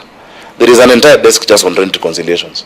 Somebody from Umoja, they have an issue with when they paid or it didn't go to this account, it didn't happen well. Somebody from Kariobangi. We have so many houses, you know, as a county government. There's always an issue. So it's a normal thing. It is all done wholesale because there is no wholesale tenant. Our tenancy agreement legally is between an individual and the county government. So that is done regularly. But I want to implore upon our people, because if you look, for instance, at Woodley, the kind of houses you're talking about, they're not like Jericho and Maringo and the rest. Woodley is a house on an acre, even half an acre, with plush compound. I know because I have lived there, Chair. A rent of 10,000 shillings. If you don't pay rent of 10,000 shillings in such a property, 17,000, that's a big difference. You know, for half an acre in Nairobi, in that part of Nairobi, rent is minimum 150,000 shillings. The same services we want as Nairobians, they're not paid for by stones or by mangoes. They're paid for by these amounts of money. Everybody should carry their part of, you know, everyone should carry their weight. And it's very unfair, because you have this middle class citizens, so to speak, in Woodley, whom have even relatives who live there, but who do not pay for 170 months. Just look at the schedule I've sent you. The highest is 1.8 million. It's not 4 million. There's no 4 million owing. The highest is 1.8. That period, and when there was an issue in court, we removed that period. The highest 1.8 million. You refuse to pay rent. Somebody today in Mathare has no door in the house because they have not paid 2,000 shillings. In some places, they even remove the roof, or they lock you out when you're late by just one day. So we're saying there are potholes in the city. We're saying there's garbage, but we don't want to pay. Really, we cannot have your cake and eat it. We cannot have our cake and eat it. And so what is the procedure? For everyone in our county houses who is not paying rent, you will be evicted. That is what will happen. You will be evicted for others to come and give value to the people of Nairobi. Those houses don't belong to me. They belong to all the people of Nairobi who want services from those houses. And they do not belong to you. They belong to the people of Nairobi. We are holding them in trust for them. So yes, there's been first notice was given earlier in the year. Another notice has been given. There's a statutory time period, you know, and I think maybe the place the Senator was referring to is the Tax Appeals Tribunal or somewhere. There are entities that can also come and negotiate on your behalf, but kila mtu alipe pande yake. so that we can develop our city together, because we need to develop our city. In fact, is it this morning or yesterday on radio, I had Fred Obachi Machoka saying he saw a lot of trash near Camp Toyo, garbage. To fill those trucks, to collect that trash, is the rent you pay. There's no other source of money. Even equitable share comes from taxes. On the issue of Jericho, Chair, it is the county's position, no matter how many meetings we have, that land belongs to the county. We have the title deed for that land. There has been the story that there was an agreement with Israelis that after so many number of years that the land reverts to the people or the houses reverts to the people. You as a Senate have repeatedly asked for that documentation. I have asked for it when I was Senator here. The documentation has never been availed. There is no such agreement, because it would be a condition in the title. The title deed of Ofafa, Jericho and Lumumba and Maringo is a 1954 title. It's a 1954 title deed.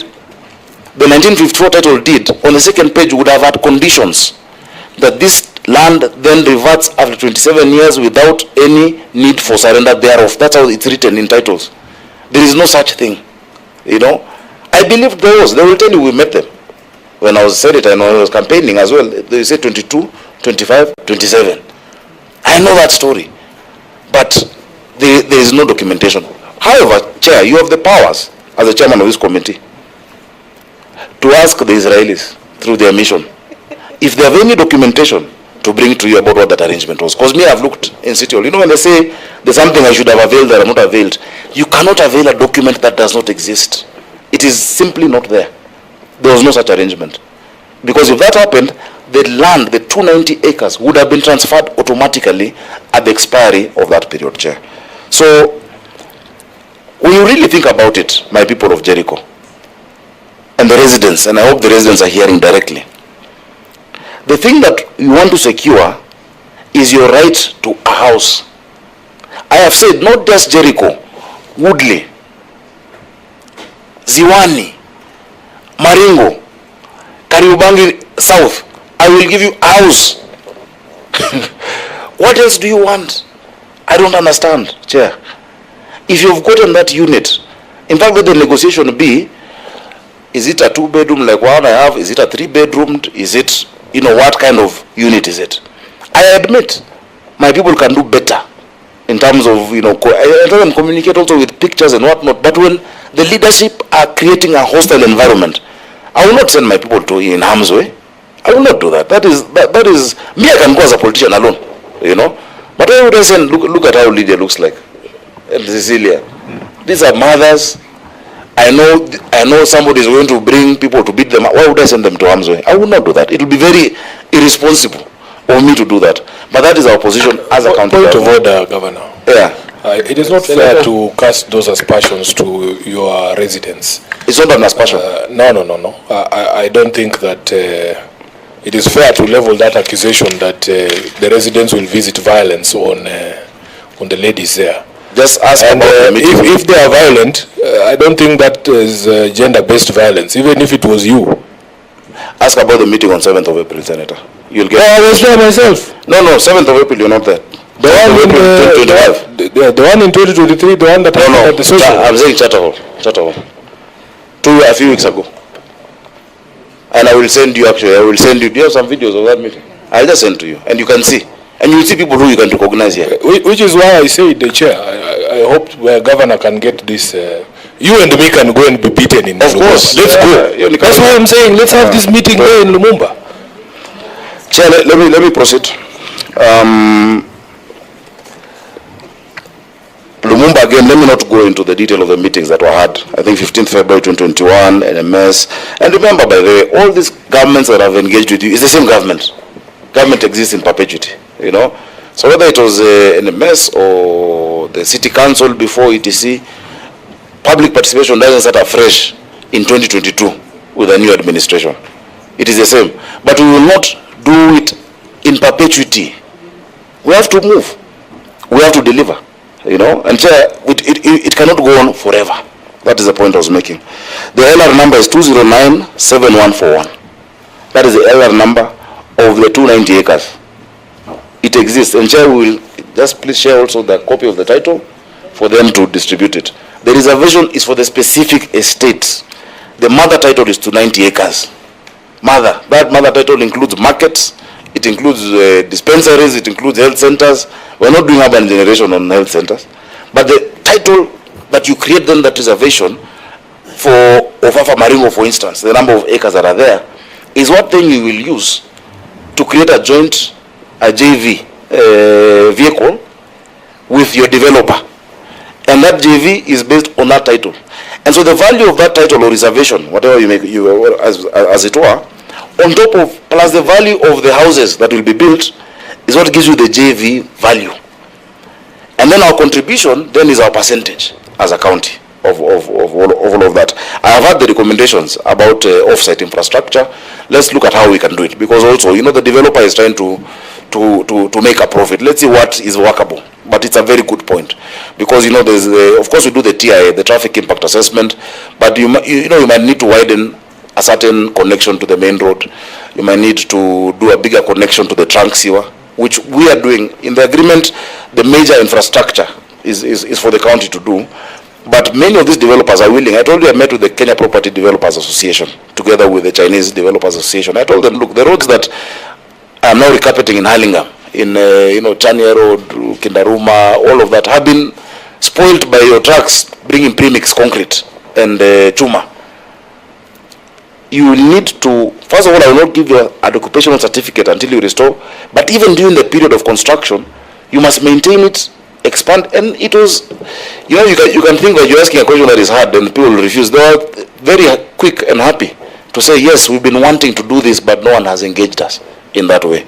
So in the same way, we can see with the developers what else to add. As I said, restoring also, and the heritage of the old estates, the old estates, some of the things that happened in these estates many years ago, historically, for our children to remember what they were. Jericho, the only thing that is holding us right now is a court case that is soon to be determined. And in that case, it will also be a good forum for all the facts and documentation to be brought. You know, Chair, sometimes I wonder, what nefarious intention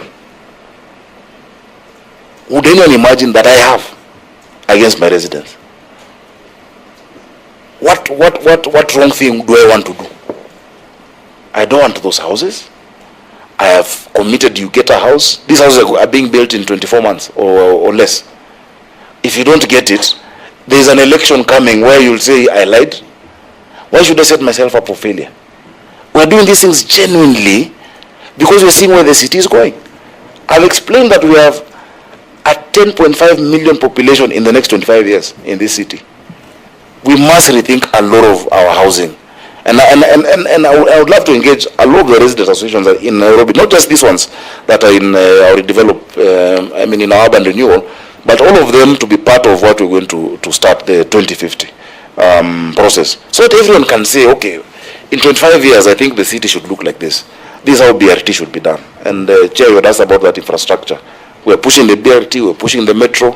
You've seen some of the agreements signed in China are supposed to help us in the city with traffic management. There are 5 lines that we're pushing. But all these things must be done together. I know there's always been, in fact, when my immediate neighbor started talking about the mistrust, he said mistrust from NMS time, from before. And that tension between government and the people has always been there, until people start seeing the fruits. Then they will trust you. But until you give some faith for something to start, nothing will ever be done. So I understand. And possibly once bitten, twice shy. And also there's politics, remember. There are people who are politically motivated that these things are not done now. And they will bring all manner of fear-mongering to you. But as a governor, I will not shuck off my responsibility to do what I know is right and what has gone through the process. I think I will leave it at that, Chair. I don't know if there was something glaring that I could have left out. I think the approval, I've said CIDP was all approved at the county assembly. The sessional papers, the MOUs, even reports do not confer land ownership. You have lawyers in this, you have legal counsel in your committee. Land ownership is not conferred upon in that manner. Yes, President Mwai Kibaki was MP for Bahati, and he could have, it's possible that was what he wanted to do. It reached third reading. I think the senator for Nairobi has explained to you what happens with the law. But you see, now not only will you get a house, but more Kenyans will also be able to get a house. You're, I think, less than 1,000 residents in Bahati. We're possibly going to get 5,000, whatever number. I'll get the specific numbers. So you will get that privilege of owning a house. But think about the other Kenyans. There's somebody right now who is sharing a room with his wife and his children. The wife has to go shower outside in a line and the other men waiting, living in indignity. Who is going also to get a chance to get a house? So that's what I'm saying. Yes, you might be 42 residents of that lot 1 of Woodley. You have a right. But so do the other 1,900. They are also Nairobians. So let us not be exclusive. That this is ours, even though the people have parents and they're Kenyans as you. So Chairman, let me leave it at that. We're ready to continue engaging, but engagement will not stop us from doing our work as a county government. Thank you, Governor. That was quite comprehensive. Senators, I'll give you perhaps a minute each if there is any responses that the Governor gave that perhaps you want clarification on, or otherwise just a comment. Before perhaps I give just an observation and then... And Chair, even as a comment, just for context, because I gave you just one example. The first phase we are doing is 3,392 units. Count all those families. This phase 2 that we're discussing, 22,238 families. 22,000. You know the indignity of the squalor we have in housing. That's phase 2. Phase 3, 37,200 families are going to get dignified. That's just the broader context. So yes, the ones who are there are very important to me, which is why we made the commitment, and they're getting that unit of theirs free of charge, but so are these others. So are the 62,830 other families who are in Nairobi today as we speak, Chair. Thank you, Governor. Yes. Yes, Chair. Senator Sige. Thank you so much, Chair. I want to appreciate the Governor for his responses. I think that what he's actually said is true. One point he made is that there was some public participation that happened even before his term, and others that came after or during his term now. And so for me, Chair, there is still something that's unreconciled, which is on one side we have the residents who say or dispute some of these minutes because, and also cite that they're not even been signed, saying that they are not perhaps true, or they didn't happen in that way according to the minutes because they have not been signed either. But on the other side, the county government say that they went ahead. So the part that has not been reconciled for me, Chair, from the responses so far, from the discussions so far, is what happens from now, because there are minutes of purported or submitted public participations, but those who are supposed to be in those public participations say that they were not there and they did not happen. So how do we determine the validity of those documentation as the committee? Thank you. Again, I was concentrating on this side, and I've just realized that the vice chair of the committee and the deputy whip of the Senate has just entered the room and is a member of this committee. May I ask you, Senator, to perhaps put yourself on record? Thank you, Chair, and sorry for coming late. My name is Lelegwe, Senator for Samburu County, the Vice Chair of this committee. Thank you very much. First of all, I want to thank all of us for this. Just before you do. Okay, Senator Sifuna. Now, listening to the governor, because I think the bulk of the problems here with these 3 estates in Maringo, Jericho, and Lumumba, and governor might be giving the impression that the leadership of these associations is somehow blocking direct access to the residents, and that there are people who support the the project and that you say that it is possible that it is majority. Now, the problem we have with that, Governor, is your own documents. Your own documents on public participation. In Maringo, you will see your own words. Most felt not fully included in the project. That's for Maringo. You come to Lumumba, residents disagreed. And in fact, your remarks there, it says, objective not met. The objective of the public participation was not met. And mind you, these public participations, this report, your report, was for public participations on the ground, not in City Hall. And then you come to Lumumba, it says the same thing. I want to understand from your perspective as a governor of Nairobi, what will be the value of a peaceful public participation in these 3 estates, where they tell you in no uncertain terms they don't want the project? Will you still proceed with it, or will you listen to them? And from the residents' leadership, I want to understand, what would you want this public participation meeting to look like? Because even for you, every time you are sent a letter, you write to my office saying this does not look like public participation. What would that meeting look like to you, so that you are satisfied that it is public participation according to you? I want you to tell me the notice you would want, the venue, the people you would want to be there, if you want the chairperson of this committee to be there, the number of people you want to speak, how long you want the meeting to last, please, so that we can guide you, paint a picture for us for what you consider an effective public participation. And tell us whether whatever you say must carry the day. If at the end of that meeting, there's people saying we want the project to proceed, will that be sufficient for you to allow this project to proceed? I thank you, Honorable Chair. Chair, allow me just to say one thing. Can you speak on behalf of everyone because of time on the question that I will ask by Senator Sifuna? Yes. Go ahead. Chair, my name's Jenna Chengolo, Vice Chair, Lumumba Residents Association. I just want to make one thing clear, according to what Governor has just said. Ametuweka kama sisi watu wa Lumumba ama Jericho, we are violent. We are not violent. We started with the NMS. Tulikuwa na Madam Marion. She came to the ground to meet us. Pamoja na nani? Kemboi. You can ask Kemboi. Hakuna hata siku moja mtu wa Lumumba aliwafukuza ama waligombanishwa.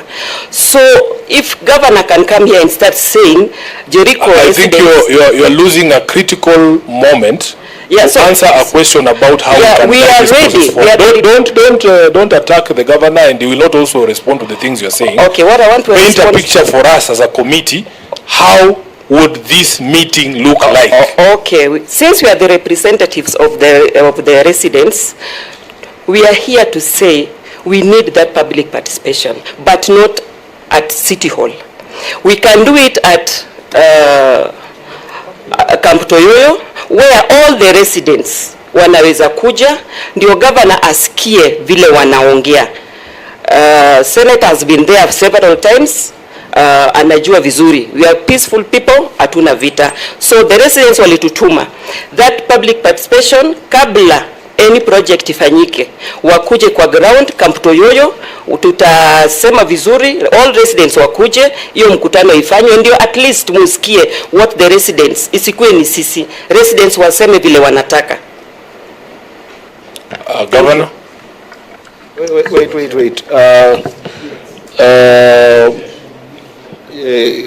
So forget your chair. Just because I'm lenient doesn't make you chair of this committee. But I just wanted just one leader who has got a bird's eye view position. But Chair, the vote said what would be different from the previous public. That question has not been answered. Just Senator Sifuna said, how would it be structured? I get that question. That's what I'm doing. I want one leader, because I cannot go to all of you because of time. I just want one leader who can be able to respond to Senator Sifuna's question. Just one. Do you want to choose one among yourself? Should I give it to Kimani? Mgonda? Yes. Are you Mgonda? Mgonda, go ahead. But make it short, eh? Thank you, Chair. I would like to dispel this notion that Jericho is a violent, infested place. Point of order, Chair. No one has said Jericho is a violent infested place.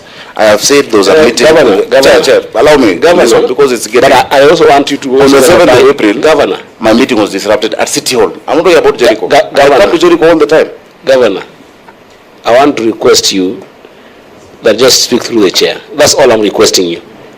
If we start having people having mic here and there, it will be untidy. Just talk through the chair. Through the so yes. Through the chair. So just a minute. Let me just finish his I'm just clarifying because the premise of where he's starting is wrong. I get it, but if you start that way, you're going to each of you cutting each other talking. That they will do that to you as well. Chair, because I'm the asker of the question. Wait. I just want the chairman to understand. Just paint a picture for us. Please forget about what everything else has been said. We have been captured unanswered. Please. Chair, do you know the opportunity I've given you? I've given you opportunity to tell this committee, if we were to direct as a committee that to be done, what would be your desired kind of form of public participation, and what will be your desired outcome? The response was very clear, so I just wanted to respond to that on behalf of the others. Don't go into another response to what the governor said, the governor did not say. This specific question that Senator Sifuna has asked, restrict yourself to that. Thank you, Chair. In the first place, we are an organized association. Both three associations are very organized. What we are asking, and this is our ask, come to the ground and engage us as your residents. We will create an opportunity where the less fortunate in society, the elderly, the young, and all people across the board will be able to attend that meeting. The committees have blockheads, we have area zones, PQRST, we have representatives, which actually boil up to an apex committee, where we will talk to these people, to the residents, arrange them, and bring them for such public participation. It's not hard. And that is the reason we are there. The other thing I would like to tell you is some of us would not want to disclose what our backgrounds are, what our professions are. However, we have ethics that we live up to, and are expected to live up to, even by our employers. We cannot do the opposite. So we will arrange our people, bring them together, give us ample time. A week is enough. We will bring the people on board, and all of them shall be arranged by these committees you see here, so that each one shall be heard and will present what we need to present, and let them be heard. We are only a bridge between the county government and the residents. They come through us not because we do anything, no. We want them to come, and that's why we'll go to door and bring them on board. That is why they elected us. I want to give Governor opportunity to respond to the same question asked by Senator Sifuna. Chair, the people of Jericho are my residents. If I want to do public participation in Jericho, I will call each and every tenant. I know all the tenants, they pay rent to us. But we will not go through an organization that has blocked previous public participation. That don't forget. We can't do that. And that's why I keep giving the example of the meeting 2 weeks ago, where residents are being threatened from even signing the register. People who have come willingly to a meeting are being told to mtaona takutana nyinyi huko chini. And I will share with you those videos. We will not do that. We cannot. The people who are representatives of those residents are the MCA, the MP, the senator, the women rep, and myself, constitutionally, according to the law. Actually, those are the representatives. But if you see, and the outcome is predetermined, you will incite people and tell them, okay, maybe don't incite, and tell them that the issue of this land being ours, we cannot budge from that. They will not change their mind. They hold very strongly. Chair, Governor, with respect, the issue of ownership of land is properly before the National Land Commission. And in fact, Chair, my proposal would be that until that question is resolved by the NLC, maybe that meeting would not be a tenable proposition. And because the meeting before the NLC is on the 30th, we as a committee can direct expedition of conclusion of that matter. Once it is clear, then that public participation meeting must occur. Chairman, I want to ask you a question. What is wrong with the county governor calling residents directly? They are your people anyway. And it is like your colleague there rightly said, it is the job of the county governor to convene the meetings, not the residents' associations. What is the problem with the proposal by the governor? We have this fear. Always it has been selective. No, it's all of them. Every single person interested. Is there something wrong with that? And you know people who are not residents there. If you see somebody who's not a resident, we do. So is there a problem with that proposal? No. Okay. I think with that comes the conclusion. Right? So I think I want just to make some observations here that I think Excuse Chair, a moment. Only. No. 30 seconds. 30 seconds. Please understand that we cannot. 30 seconds, please. If I open it up again, please. It will be. Let's proceed because we really need to get conclusion of the meeting. I wanted to observe. First of all, I want to thank you all for the participation that you have brought in. It is almost just a few minutes shy of 6 p.m. And we have really had, I would say, robust but also very heavy conversation, because I can see how emotions are high on both sides. I wanted to just share some observations that we have had as a committee that could go as a matter of record. Even in that gratitude that we have heard from the governor, we have heard from the residents associations and representation. The first thing I must actually observe through the committee is that the county government of Nairobi is actually not well understood on its intentions, including the said development project and program, at least from the representation that we have in this room. There is no convergence in terms of just proper understanding between the county government of Nairobi and yourself. There are a number of variety of issues, and we're just making a valiant, all-encompassing observation in this, because that is what has led to a number of trust deficits that we're seeing, punches coming here and there. But alongside with that, I also think that has also led to a very serious lack of goodwill, especially from the associations and the county government on both sides. I think I'm struggling with goodwill, and I think that members have also observed that there's a struggle with goodwill to resolve sometimes on some of these, outstanding issues. And it's interesting that some of those issues are also before the courts. So, for instance, when you talk about Woodley, there are issues that are standing, including the issues of reallocation, compensation. But again, we understand that they're in courts, and I think that's an issue of goodwill. How we resolve this issue of goodwill? I think it requires leadership. It requires either side to be magnanimous, and I want to appeal on the side of the governor particularly, that this magnanimity will come with the county government, my third observation, improving on a communication strategy. I don't know how you're going to figure this out, but because of the lack of that goodwill, especially from the association, and I'm speaking about the association because I cannot say all the residents, the association that are represented here, there is an observation that there is a lack of public engagement framework.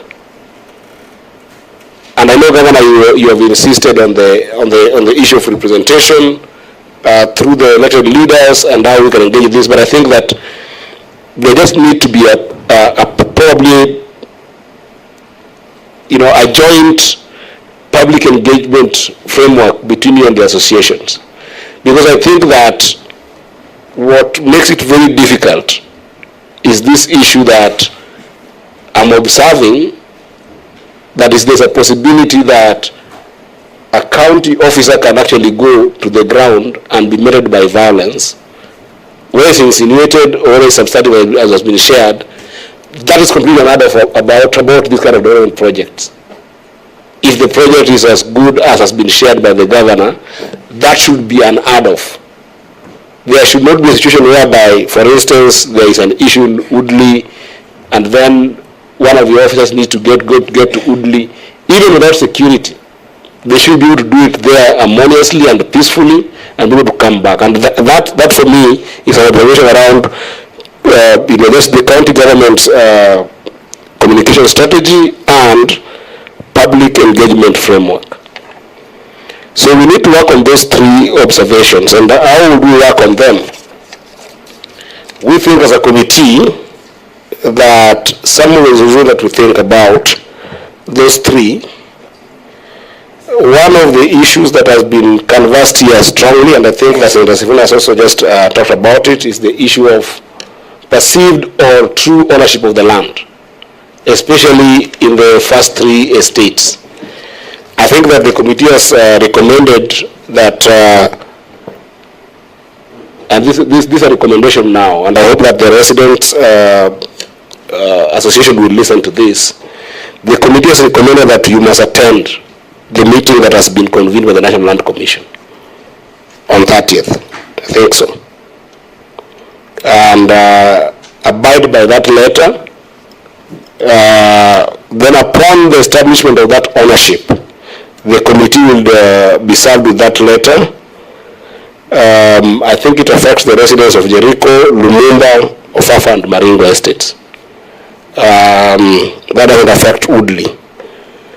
Then after that, we as a committee hold the very strong view that public participation is something we cannot compromise on. It's a requirement of the Constitution.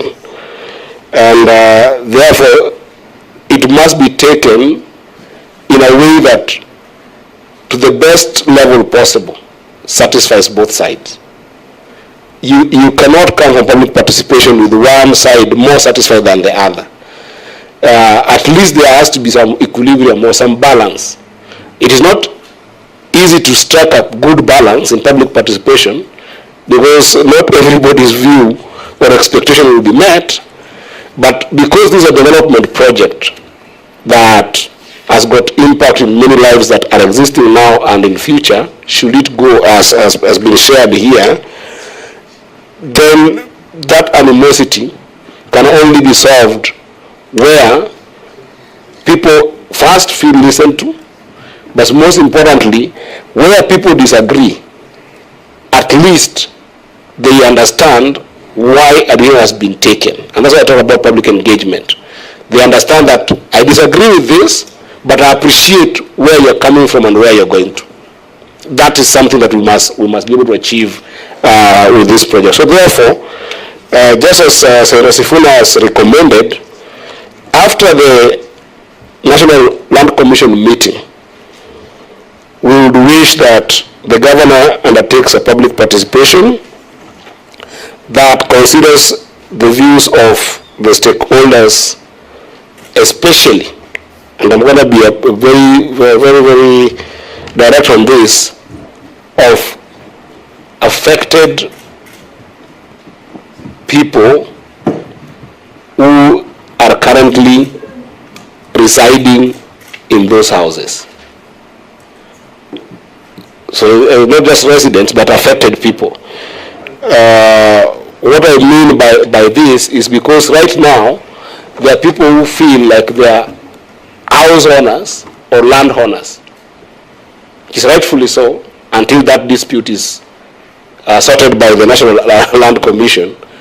But then once it is sorted, then that clarity will be there that if they they are landowners, according to the National Land Commission, they will be the people affected. If they are not, according to Land Commission, then they will be tenants. If they're landowners, there's no project we'll be doing there. Exactly. That's why I say people's affected. So there'll be no need for any participation. Exactly. So, no, but still, maybe you want to renegotiate. We'll have no interest there. Right? And that's why I said this is a value recommendation. So, do you call the people who have the tenancy, or the people who live in the houses, or the people who are in the extensions? We will call the people, or the ones who want houses. We will call the people as defined by the National Land Commission. They can't define, Chair. Chair, I have a house. Nimepatia huyu nyumba. Yeye anaishi Kilimani. But kuna mtu hapo anaishi. Niite yeye akuje mkutano ama ule anaishi kwa hiyo nyumba ama ule kwa extension. Chair, it is very clear just in terms of guidance. Yes. The county government, the people claiming that property are tenants. They are known. They are tenants who pay the county government. Yeah, so everybody will have an interest, including me who doesn't live there. Yeah. So in terms of as a leader in Nairobi, but the public participation that we are talking about is with the residents. Residents or tenants? The residents are the tenants. The ones who pay you money. You don't understand what I'm saying. Yeah, I know what you're saying. You have tenants, people who pay you money. Yeah, but those are the don't live there. Those are the people who I'm talking about. So those who live there or those who pay us? You are tenants. Okay, that's clear. The people who you've given the houses. That is clear. Because that is the people you have a direct relationship with.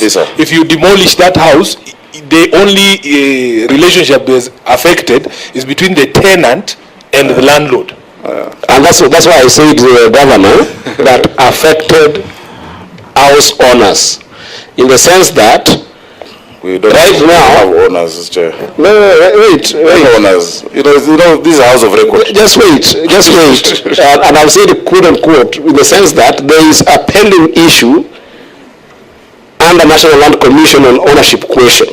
I want us to get there. Chair, allow us how we can finish this meeting, please. It's already 6. Chair, you lead very well. Chair, just allow me, please. Just a moment. Let me just make clarity.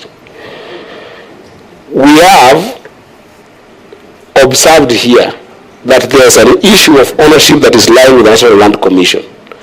That question, Senate cannot resolve. That definition of Senate cannot resolve. And that's why I'm saying the public participation can only happen after the National Land Commission has pronounced itself on this issue. That's what we are saying. So what we are saying here is that, Governor, the recommendation here is you only hold that public participation after the National Land Commission, which we have directed the associations to make sure they attend. You only hold that meeting after that National Land Commission pronouncement. And therefore, that means that, based on that definition, then you will invite the people based on that definition. Because I don't want to assume, what Sifuna said, that it's not what you want that might not being defined. If the National Land Commission, for instance, says that those residents, as we call them, own their houses, then they are the people who must participate there. If they say otherwise, then they're the tenant. So I think they were saying the same thing, but I'm leaving it to proper record. Maybe why don't you wait, Chair, with due respect to, why don't you wait for that outcome? Exactly. Because, Senate doesn't, you don't rule in vain. So once that outcome comes out, then you can just communicate a resolution to us. You don't have to figure it out now. But we know generally what we want to do. You see, Chair, I think just allow us to also guide a bit. And I think the governor has just said it. Let us not pronounce ourselves in vain as a committee. There is a serious determination pending before the National Land Commission. If they say that the tenants own the land, that story ends there. The county government can appeal, or whatever, but they will have no status on that land. If they say the land belongs to the county government of Nairobi, then as a committee, we can make a resolution on, then there are human beings who live here. How do you treat these human beings who live on your land and they have lived here for this number of years? Before that happens, I don't think we can even make an recommendation. Senator, what I'm trying to do here, we cannot convene the associations and the governor again to a meeting to determine a public participation. That's why I'm leaving an open-ended guidance. Right? We are giving a guidance. We are already determined that the meeting must continue at the National Land Commission. But we can't live here and they say that when the National Land Commission makes a determination, then we reconvene the governor and reconvene the associations to make a decision on the issue of public participation. Because the substantive issue that has come here is the issue of what I would call a satisfactory public participation. And Governor, I'm giving you and the Residential Association an open, in that engagement, an open framework for which then you must have the public participation. Should it come out that the decision is that the residents don't own the land, then you must have the meeting with the tenants with whom you have had an engagement.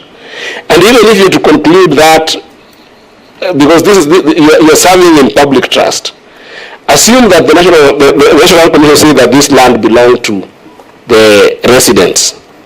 I don't think that you just have a closure that, okay, I'm taking the books that have been decided, I'm closing the books.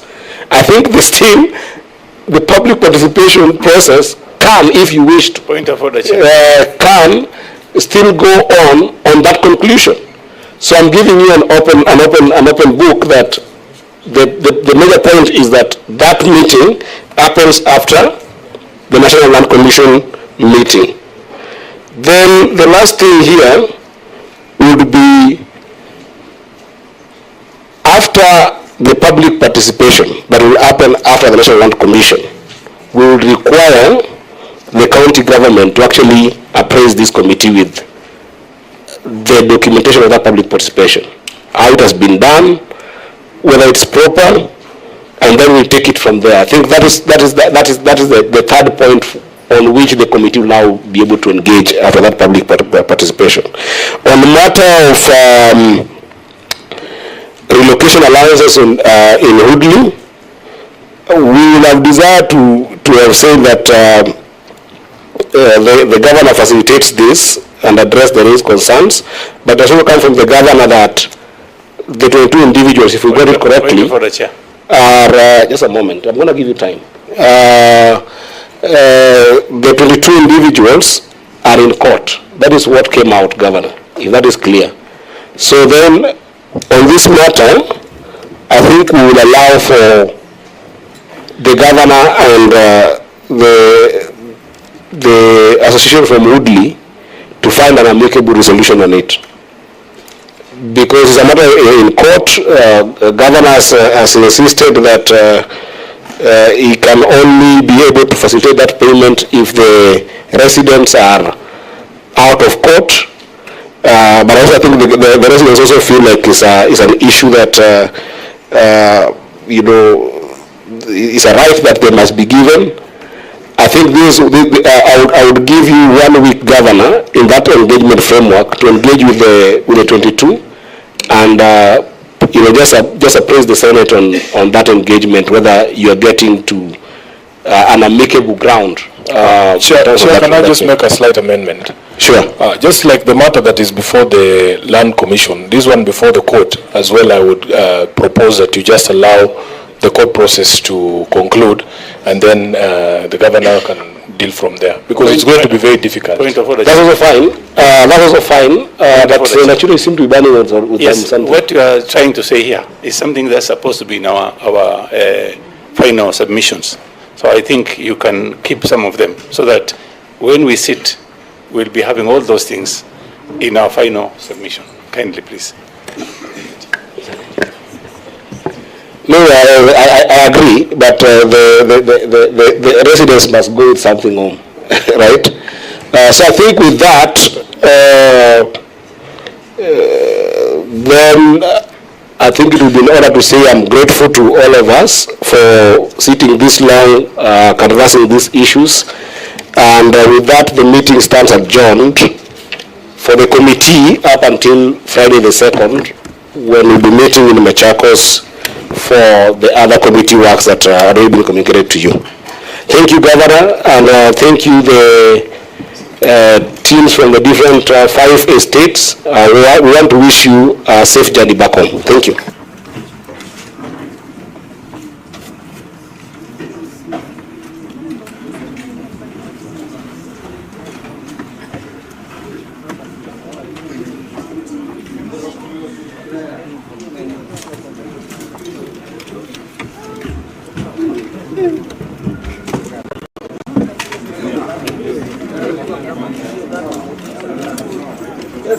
How are you? I'm very fine. Long time.